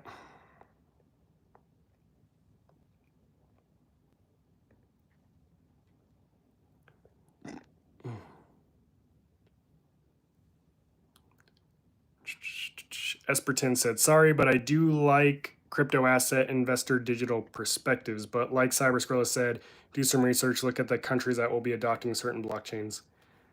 The problem with doing like a lot of crypto research is like, what are you researching? Because a lot of it is just, a lot of it's just fake. Like your research, you're getting fake data. Like a lot of the meme coins that launch, they're all launched by insiders. It's all fake transaction volume. It's all ran by bots. It's like, what are you actually researching? I'd say when you research, like, don't research for what projects are like, oh, we're going to do this one day. Yeah, anyone can say that. I could launch a coin today and say, you know, that's going to be worth $100 billion tomorrow. Doesn't make it true. When you do your research, do it based in facts, not emotion, and what's true today, not what they say will be true in time. James says, what's special about Tangem? Tangem is the most user-friendly cold wallet on the market. It's also the most enjoyable to use in my opinion because the only thing you need to use it is your phone and the card. Also, 4 million cards have been produced since 2017. Not a single one has been hacked. That's what I like. Aiden says, I found your YouTube videos accidentally, but I'm so glad you respond to my questions and you're very detailed with everything. Keep it that way. Definitely going to try. Appreciate that.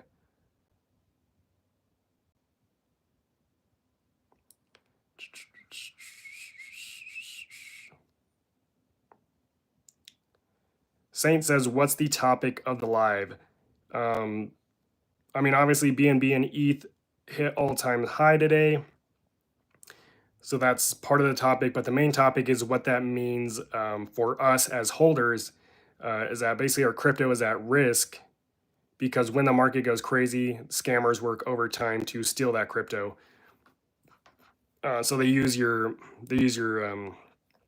excitement and your fear of missing out against you.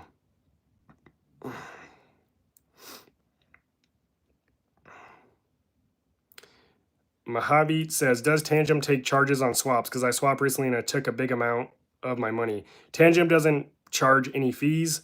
When you swap crypto through a cold wallet, you're going to get charged at least 2 fees. The first fee is the blockchain or network fee. This is a fee that the network your cryptocurrency lives on takes. It's just how crypto works.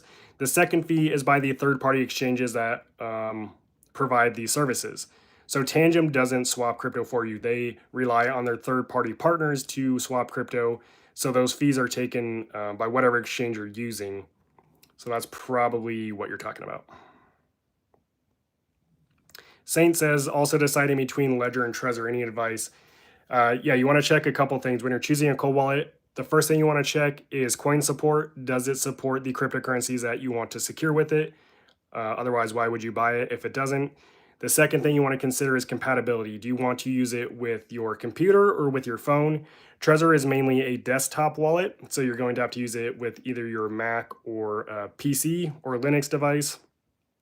You can use it on Android, but it's not made specifically for mobile devices, whereas Ledger is both desktop and mobile compatible, and it works on iOS and Android mobile devices using Bluetooth. James says, is USDT fiat? No, USDT is a stable coin that's pegged to the price of the US dollar. So apparently it's backed 1-to-1 by the US dollar. So yeah. Essie says, is there any way to escape paying tax? I'm not a tax advisor. It also depends on where you're located. Like in the United States, if you make money in crypto, the general rule is you are paying capital gains taxes. Now, of course, there are ways you can offset your gains, but that would be something you want to talk to a tax advisor with. And they could probably offer you some kind of consultation for free if you wanted to do that. Death Spawn says, what do you think of Uphold? Love your channel. Thank you. I don't have a lot to say about Uphold. I used them a couple times just to make a video. Seems to give a lot of people problems, so definitely not an exchange that I use. I like to use Kraken. But yeah, Uphold. I've seen a lot of people have problems transferring crypto out of Uphold.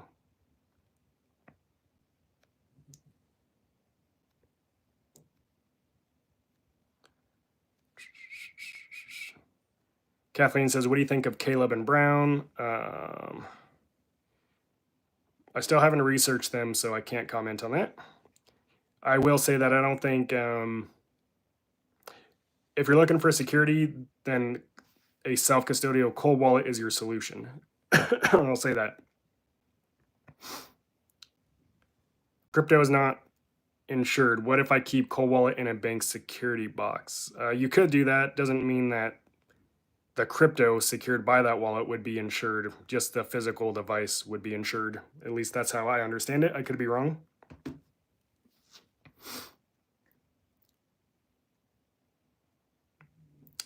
LT Man, hello from Chicago, Chi-Town in the building. Good to see you. If you have more than one Tangent wallet, does it cost to move crypto between them? It does, because anytime you transfer crypto, you pay a network fee. This doesn't have anything to do with the wallet. This is just part of using crypto. The networks that crypto exists on, it requires fees to make transactions. So depending on what crypto you're transferring, the fees could range anywhere from, a couple cents on Solana to multiple dollars on something like Ethereum or Bitcoin. Hulk's Casting Couch says, the man for security news. The man for security news. Heck yeah.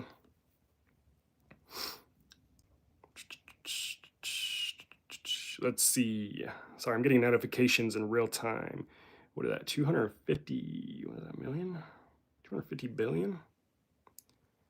If I'm reading that right, 250 billion or $1 million added to the crypto market in the last 24 hours. Let me see. Let me just check this, because that'd be crazy.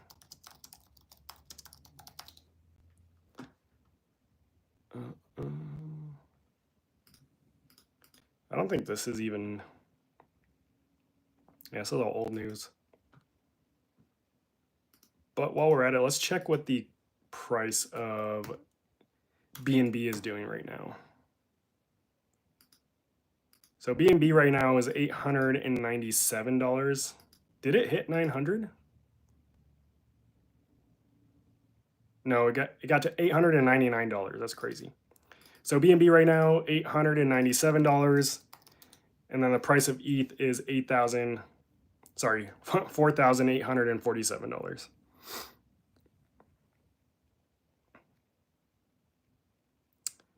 Backpacking Online says, I get good results with natural vitamin C and dry vitamin E in 2.5 to 1 ratio. I'll definitely look into that. Thank you. Devontae Wilson says, hi, what's up? Steve says, I've been following Crypto Dad. Do you follow Diddy? Such a great resource for Bitcoin. Very much an education source for everyone, both beginners and experts. I follow Crypto Dad. I don't know if that's what you meant by Diddy, but I do follow Crypto Dad. Death Spawn, I've already told you what I think about Decent Wallet. It's not a wallet I recommend. Saint says, what's the best way to stake? I was thinking about connecting Harder Wallet to Phantom. Is that a good idea? That's one option. If you just go to my channel, there's a video how to stake crypto. And in that video, I show you some of the best methods for staking as well as the risks you should be aware of. So I would watch that video and hopefully that'll point you in the right direction. Devontae says, what's your recommendation on the best seed phrase play for 24 words? I personally use the Keystone Tablet Plus. This holds 24 words. And if you just type in Keystone Tablet Plus on Google, it should bring you to the website Keystone One. And then you can use my discount code CyberSkrilla and it'll get you like 5% off or something. But that's what I like to use. If one has a large amount of crypto in their cold wallet, what is the safest way to get it in your fiat bank account? I would probably just send it to whatever crypto exchange you usually use because you already have a record with them. Sell it on the exchange and then send it to your bank account.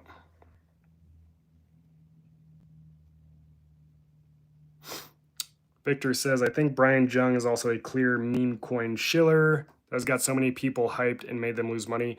I've seen some of Brian's videos. I've never seen him shill meme coins on his channel, but I could be wrong.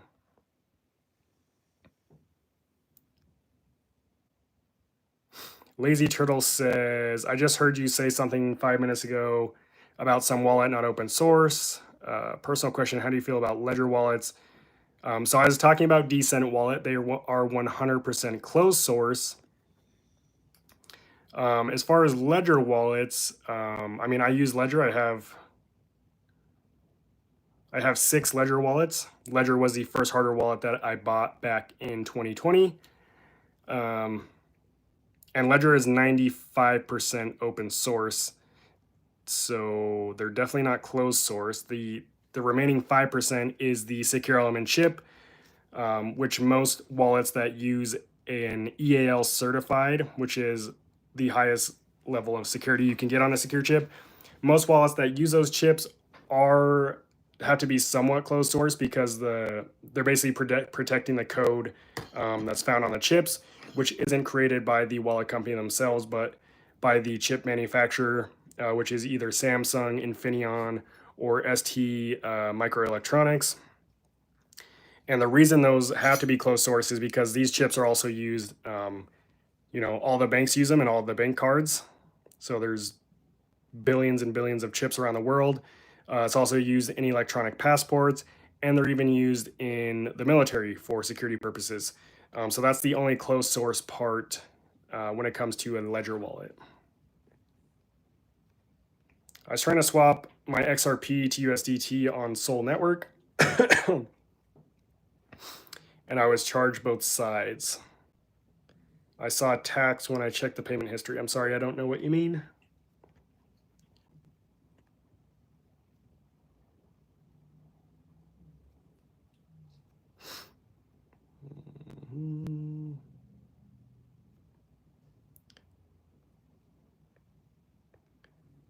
Kari says best decentralized wallets, Web3 wallets. I don't even know what that means. If someone's telling you about that, they're trying to scam you. A cold wallet is the most secure wallet. There's no such thing as a Web3 wallet.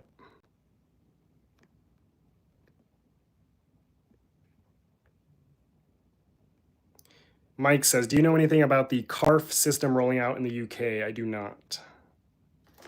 I could do a quick search and see if I have any feedback, though.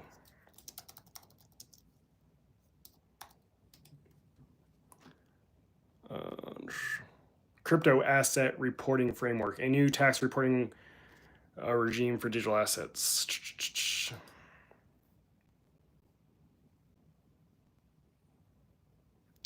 So it looks like it's basically just a reporting system that's going to require exchanges, brokers, and ATMs to collect and report customer and transaction info, which sounds right for a centralized entity. I mean, they do that in the US already. Everything you do on crypto exchanges, at least in the US, is tracked. So it makes sense that they're doing that. Saint says, thanks for the answers. You're very welcome.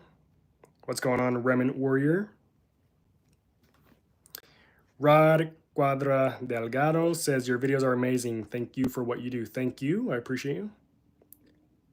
Kari says, okay, thanks. Kari, if you, whoever is telling you about the Web3 decentralized wallets, that's like complete BS. It's just a scam that's going around. If your goal is to secure your crypto, you need to get a cold wallet. And if I had to guess, you're probably new to cold wallets and storing your crypto safely. I would recommend Tangem, this wallet right here. It's the easiest wallet to use by far. It's also extremely secure. There's a link in the description of this live stream. If you want to read more about it, it'll take you to their website. If you click that link, you'll also get a 10% off. You'll get 10% off your order. So that's the wallet I recommend. If you want to learn more about Tangem, just go to my channel, go to the playlist section and select Tangem. And I literally answer every single question about Tangem on that playlist. In fact, there's a video that I just published recently called Answering Every Tangem Wallet Question. If you type that into YouTube, you could watch that, and that will also answer a lot of your questions. What's going on, Chris? Cali Demand says, I use Revolt Bank app to buy crypto. Is this okay? I mean, you can buy crypto however you want. I'm more concerned about like how you're going to store it. The Revolt Bank app is like it's legit, right? But like I definitely wouldn't keep my crypto there. Mahibit says, I mean, when trying to swap my XRP to USDT on Sol Network and my Tangem, I was charged both ways. What do you mean you were charged both ways? I don't understand. Met says, hi, what's going on, Met? Galileo Beast says, do you think it will be altcoin season this year? I mean, you could argue it already is altcoin season. Kathleen says, if you need to send a huge amount of fiat, for example, 100K from an exchange like Kraken to your bank, any recommendations on the best strategy to avoid your bank from freezing your account? So Kathleen, whatever exchange you're using, you should be able to go into your profile and it'll tell you your daily withdrawal limit. So for a lot of people, like the daily withdrawal limit is 100K, or in some cases it could be up to like $10 million. And if it's lower, there should be more KYC or more things you can do to up your limit. So that's where I would start, is check your crypto exchange and see what your daily withdrawal limit is. And that should really give you your answer. You shouldn't have a problem withdrawing 100K like from Crack into your bank account, assuming your limits are, you know, at least 100K. As far as your bank account, like putting anything on hold, I talked to Chase about this. I kind of interviewed them, and basically they said that every person's account has like a rating system, and it really depends on how you use your account, how much money you hold, things like that. But her recommendation when I talked to her was just try to transfer the money to your bank. And worst case, if it's rejected, then nothing happens. It'll just stay on the exchange. And then you basically just transfer smaller amounts until you have either transferred all of the funds, or also while you're transferring those smaller amounts, you're actually building up like a higher limit that you can receive on your bank account. But she said that she had customers, specifically in the crypto industry, that had sent like millions of dollars from their crypto exchange to their Chase bank account without any issues. That's just what Chase told me. I don't have any personal experience doing that. But again, your best bet is to go to your crypto exchange, and you can definitely check what your daily withdrawal limit is. My hubby says, you really helped me a lot. It's because of you I got my Tangent wallet. I'm glad that I could help. Kari says, I have Tangent because of you. Thanks, champ. Glad that you found the videos helpful. Despon says, I'm new to wallets. That's why I asked. Just order Tangent. Awesome. Let me know how you like Tangent. Mahibit says, I use your link to get my wallet. So thank you. I appreciate you using my link. Ray Acosta says, what do you think of XRP? Is it worth buying right now? I have no idea, Ray. That's not something that I give advice on, so I'm sorry.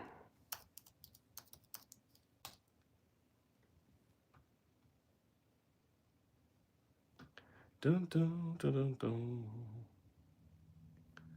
Okay. Okay.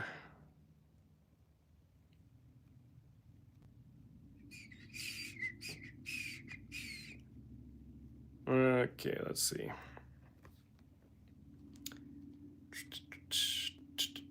Lazy Turtle says, thanks for previous question. Next question, do you think a rogue employee could put code in the closed source part of Ledger to extract keys? I have a stacks and sometimes get worried. Nope. Because when you connect your wallet to Ledger Live, it verifies the firmware you're using is authentic. If you're using like a fake or modified wallet, you would know. Cali Demand says, where would you move your crypto to? Move it to a cold wallet. That's the best place you can hold your cryptos, in a cold wallet. If you're wondering what cold wallet, again, the link in the description of this live stream, Tangent is the one that I recommend, assuming it supports the crypto that you hold. If you're just getting into cold wallets, Tangent is probably the best place to start. But again, there's a couple other video links in the description of this live stream that I recommend you check out. And one where I share 5 years of cold wallet knowledge. So basically everything I've learned from reviewing and testing cold wallets over the last 5 years, I recommend you watch that video. Tony from Philippines, thanks for your videos all about wallets. Very informative. Thank you, Anthony. Ray Acosta said, just bought a Tangent after watching some of your videos. Would it be good to hold my XRP on it? Yes, Tangent does support XRP. So if you're currently holding your XRP not on a cold wallet, like on an exchange or a hot wallet, it's definitely going to be a more secure option to move it over to your Tangent wallet. I can't tell you if XRP is worth buying. I have no idea.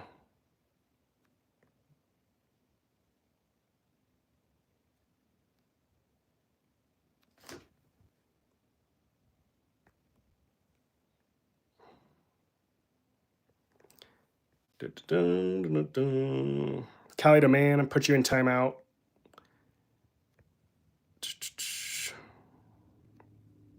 We're just not giving investment advice here in the chat. You can chat again in 10 minutes. Matt says, if I buy XRP for €1 and store it in a cold wallet and it reaches €100 after 3 years, so how does the €1 convert to 100? Matt, crypto only exists in one place. It lives on the blockchain. All you're doing when you move it from like an exchange to a cold wallet is you're moving addresses on the blockchain. It doesn't change how the cryptocurrency fluctuates or how it acts in the market because it only exists in one place in the market. So yeah, moving your crypto to a cold wallet, it's still going to fluctuate up and down just like it would on an exchange, and you can still take profit or whatever you want to do, even when it's on your cold wallet. It's no different.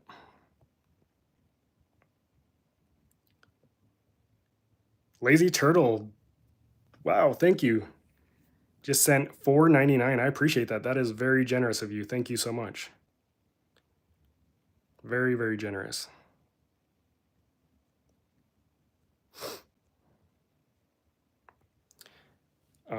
Mike G, thank you. Very helpful. Do you think having a framework that government can track everyone buying on exchanges is good for the future of crypto?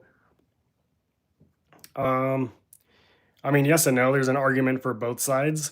Obviously, crypto is used by a lot of criminals to do things for like drug trade, to finance terrorist groups and things like that. So obviously, having a way to track that can be helpful, um, along with a bunch of other, criminal activities. But I think it kind of defeats the whole ethos of crypto of being your own bank and kind of like just controlling your money ultimately, because it sounds like a way for them to maintain control over your money. Um, so I say there's arguments for both sides. So it really just depends.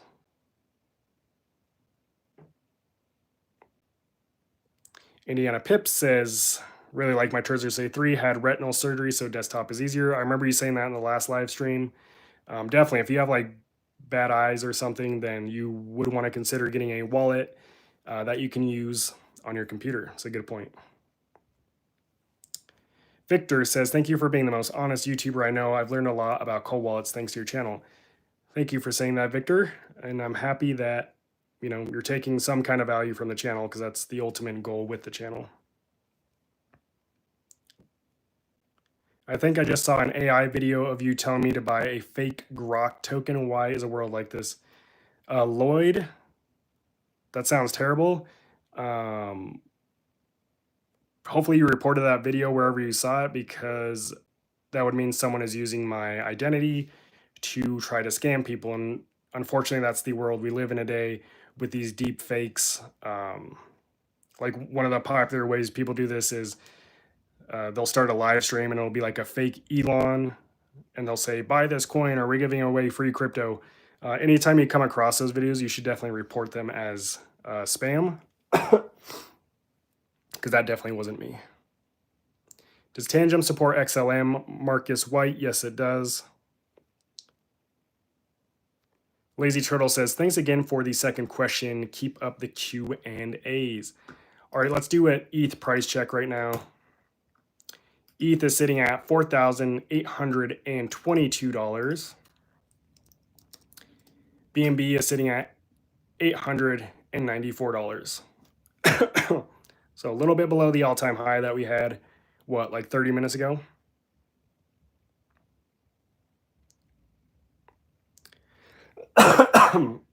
Excuse me. All right, water break, everyone.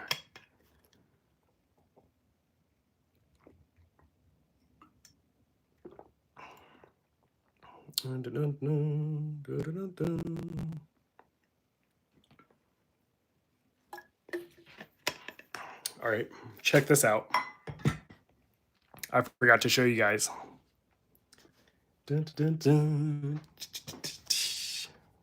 Let's see here. We got the 100,000 subscriber plaque. Thanks to all of you. And a Cyber Skrilla just recently hit 100K subscribers. So shout out to all my OG subscribers. Shout out to all the new subscribers. Thank you so much. This is cool. But it doesn't compare to all of you who support the channel and support me and are here on the live stream. So just want to say thank you. Death Spawn says Caleb and Brown is good as well as far as exchanges. I have heard good things about Caleb and Brown. I just can't comment personally because I haven't used them. Esperton says, do you recommend 2 Tangent wallets, one for long hold and one for daily trades?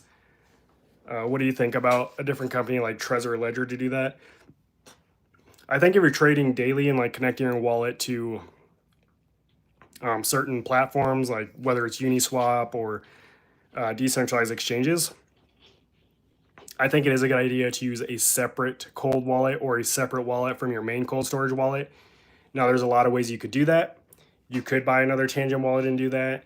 You could also buy a Ledger wallet would probably be better because it works better with the Wallet Connect feature. And you still get the security of the cold wallet. You could also just use a hot wallet as long as you understand the risks. Obviously, you wouldn't want to keep any crypto on your hot wallet. You would just want to do the trade and then get it off there. So it really just depends on what you feel comfortable doing. But yeah, if you're going to get a second wallet for daily trading and you are planning to connect to external websites, I would probably just use a hot wallet for free or get something like a Ledger wallet that works better with Wallet Connect. Because Tangent has had some issues with Wallet Connect. Tom Bolt says, hi, what's up, Tom? Matt says, bless. Bless. Bitcoin Guru says the vertical video is awful. Why don't you stream in landscape normally? I have streamed in landscape. In fact, most of my streams are in landscape, but it's fun to try something new. Death Spawn, and did anyone see what Powell had to say in for September meeting cut? I did not. El Oha says, can a scammer access your Tangent wallet on your phone while you're checking your balance or while transferring funds from your phone using the Tangent app? No, because your keys aren't stored on... I'm just trying to check here. Your keys aren't stored on the Tangent app or on your phone. They're stored offline on the card. So they're not going to get to your Tangent wallet. Master of Coin XRP says, can I get a good name for a storage of 12-word seed phrase in a fireproof safe? I just want to write it on a notepad. If you're talking about a metal seed phrase plate, I would recommend what I use. They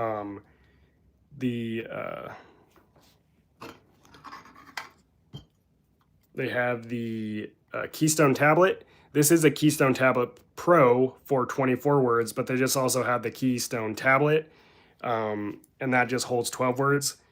So if you just type in Keystone tablet on Google, it'll pop up, and then you can use the code Cyberskrilla to get a discount, and that's one word. Or you can just go to Amazon and order a metal seed phrase plate. It doesn't really matter where you get it from. Just know when you get a metal seed phrase plate, they don't put your seed phrase on the plate for you. That's not how it works. That would be a terrible idea. They just send you the plate and any tools you need to put the letters on yourself. So it doesn't matter where you get the plate.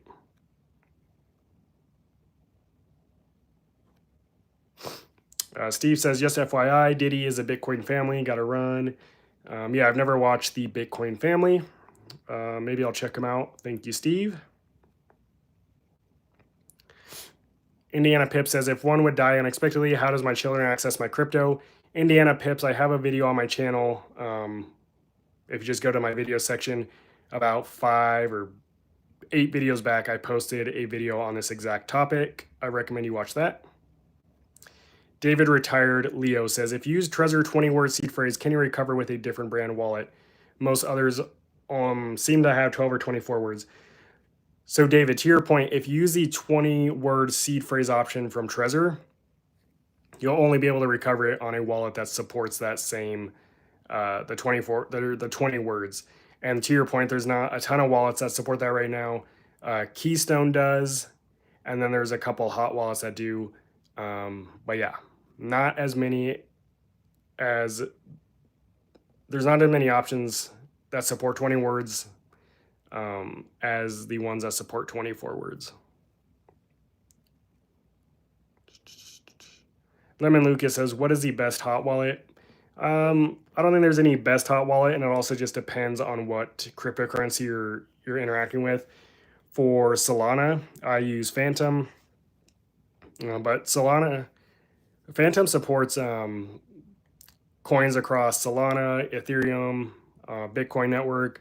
So I'd say Phantom, like, overall is a pretty solid hot wallet.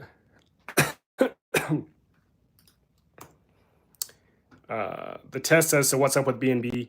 I can't tell you what's up with it except for the price is at $894. Excuse me. But that's all that I've got to share with you about BNB right now.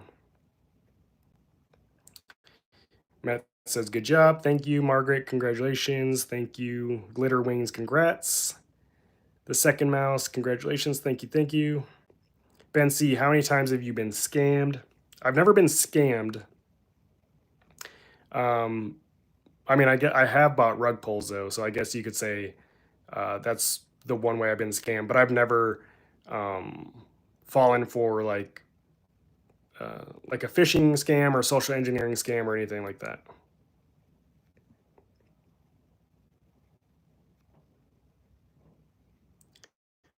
Fasal said, I saw a video on YouTube 2 days ago claiming you could buy 1,000 SOL on any exchange and receive double later.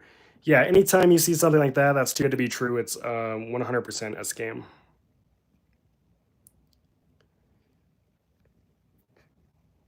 That's how do scammers benefit out of this if I purchase through hot wallet or exchange?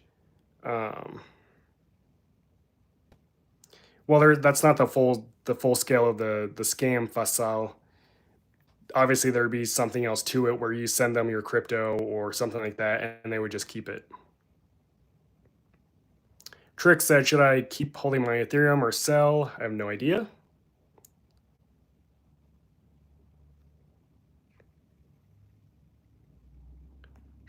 Victor says, after I understood Bitcoin, I decided to quit my job. After I quit grad school, have no debt, no mortgage. Me and my wife decided that we're going to set up a Bitcoin mining rig to stack sats. Hey, if you're in a position that you can do that, that's pretty cool.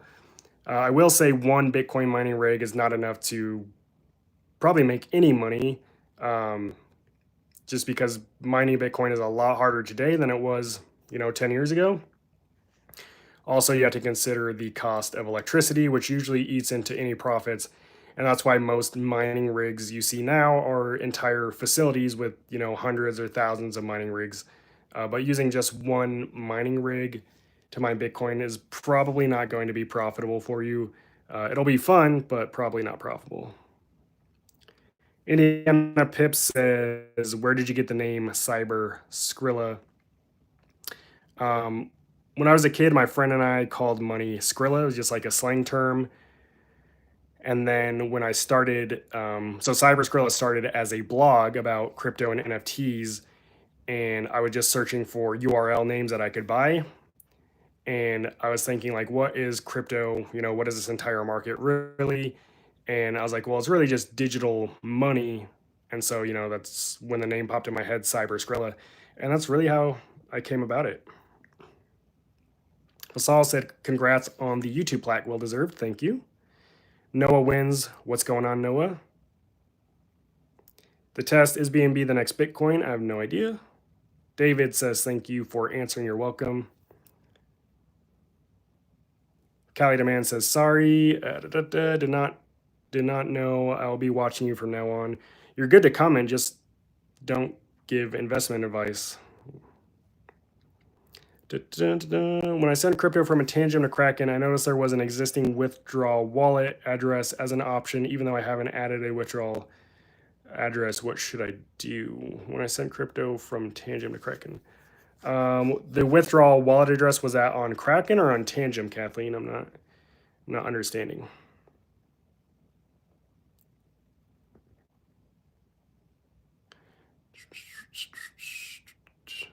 Victor says, my mistake. I'm going to use several miners and use solar power to offset electricity costs.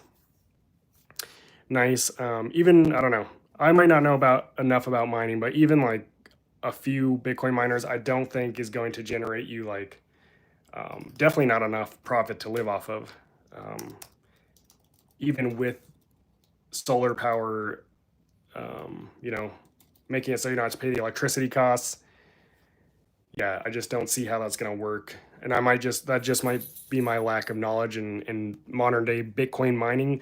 But from my understanding, with a few miners, you're probably not going to make much money.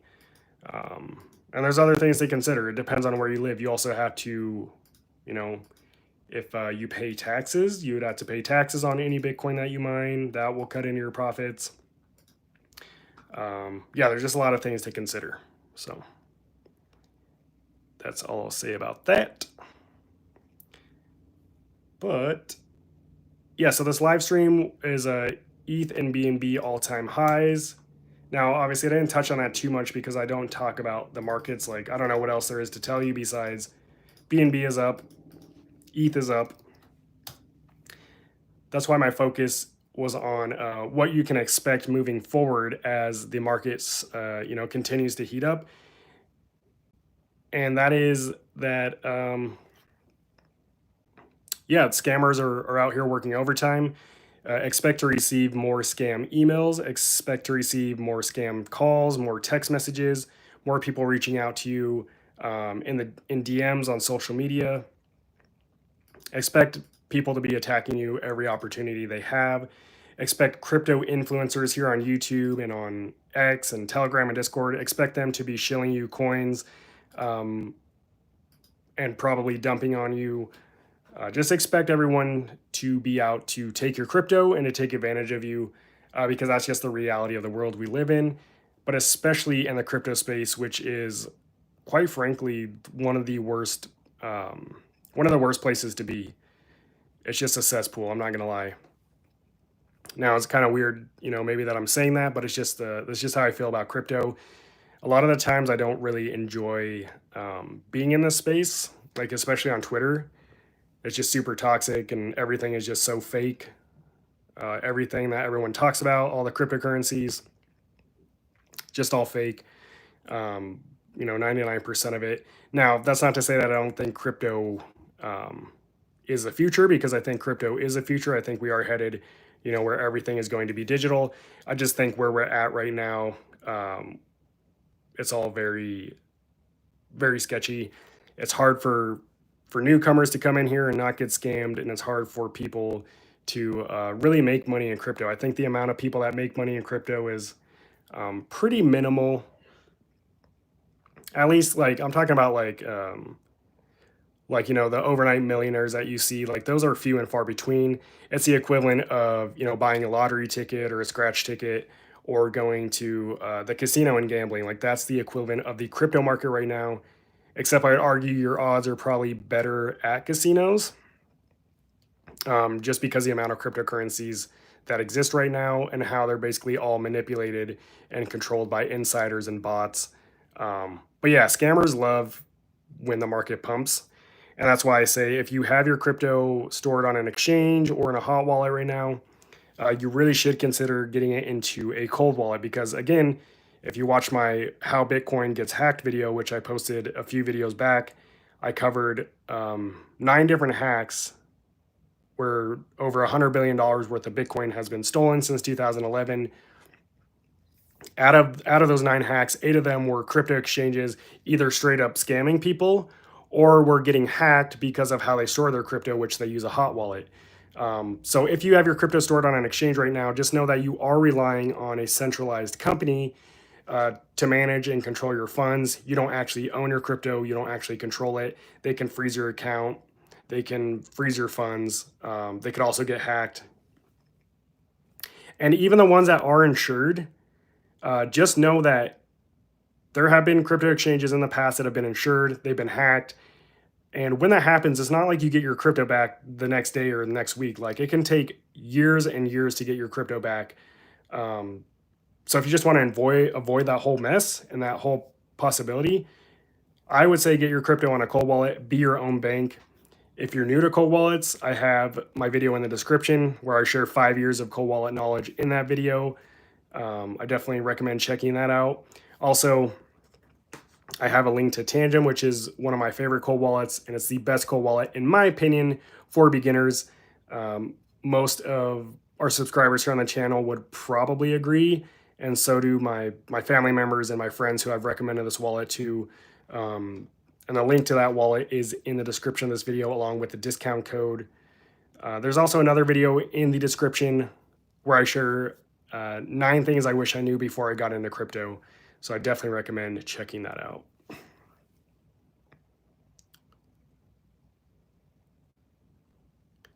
Juan Carlos said, John's gold and silver. A YouTuber said Bitcoin will be a world reserve currency. Yeah, maybe or maybe not. Just because someone says something on the internet doesn't mean that it's true. And I'm not saying that John isn't right or that he's wrong. I'm just saying don't believe everything you hear online. Cali Demand says, do you do Zoom classes? No, I do not. Victor says, I'm moving to Thailand to take advantage of the low living cost. Thailand has very crypto-friendly laws right now.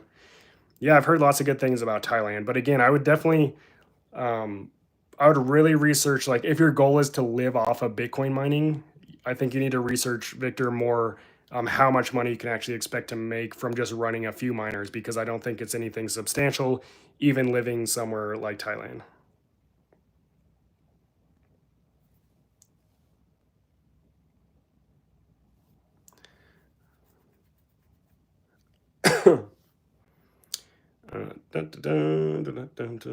Cali Demand says, what USDT? USDT is a stable coin that's pegged to the US dollar. So 1 USDT equals 1 US dollar and vice versa. DeathSpawn says, always do your research, just like if you were doing stock or anything in general, and only spend what you're willing to lose. I'd say that's one of the best rules in crypto, is only spend what you're willing to lose, because more than likely, especially if you're just starting, you're going to lose it. Ben C, what's your 3 favorite coins?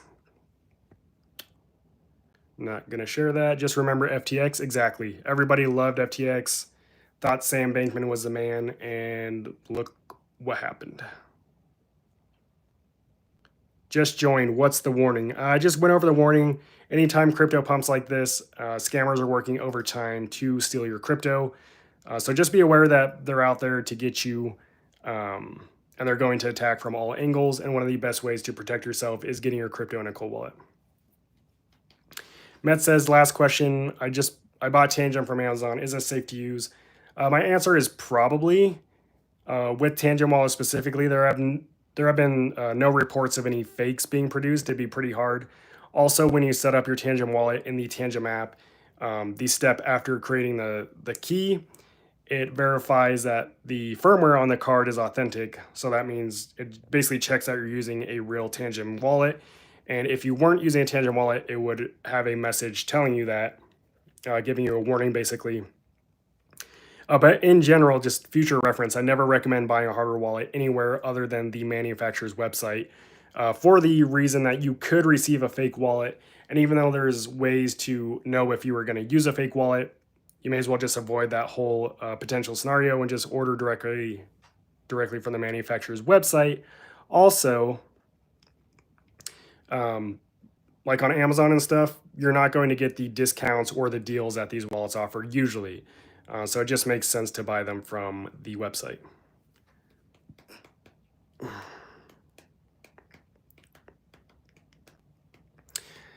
Lorna says, your thoughts on Fidelity Crypto for someone who wants to just start DCA into Bitcoin and ETH, which from my understanding is all they offer right now.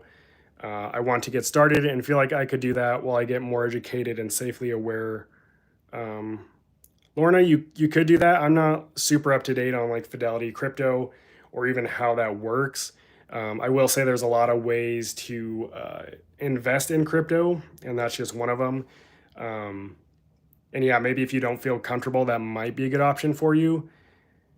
But I would just be curious how, like when it comes time and you feel comfortable to maybe, be your own bank and use a cold wallet, are you going to be able to easily transition that crypto into a cold wallet, or would you even want to?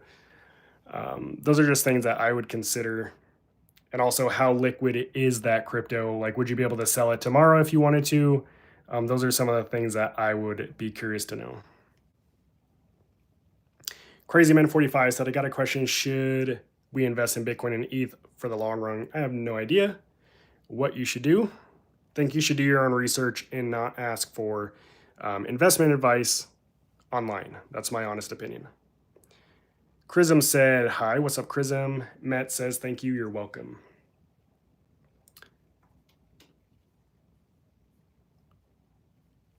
All right, guys. Well, I think I'm going to go rest my voice. I'll check in probably next week. Hopefully I won't be sick. Thank you, everyone who joined the live stream. And be on the lookout for my next video. Again, it'll come out next week. And I'll be talking about why crypto exchanges freeze your crypto, what you can do if they freeze your crypto or lock your account, and even how to prevent it from happening to you in the first place. So that video should be coming out next. Thanks, everyone. God bless. Have a great weekend and peace out.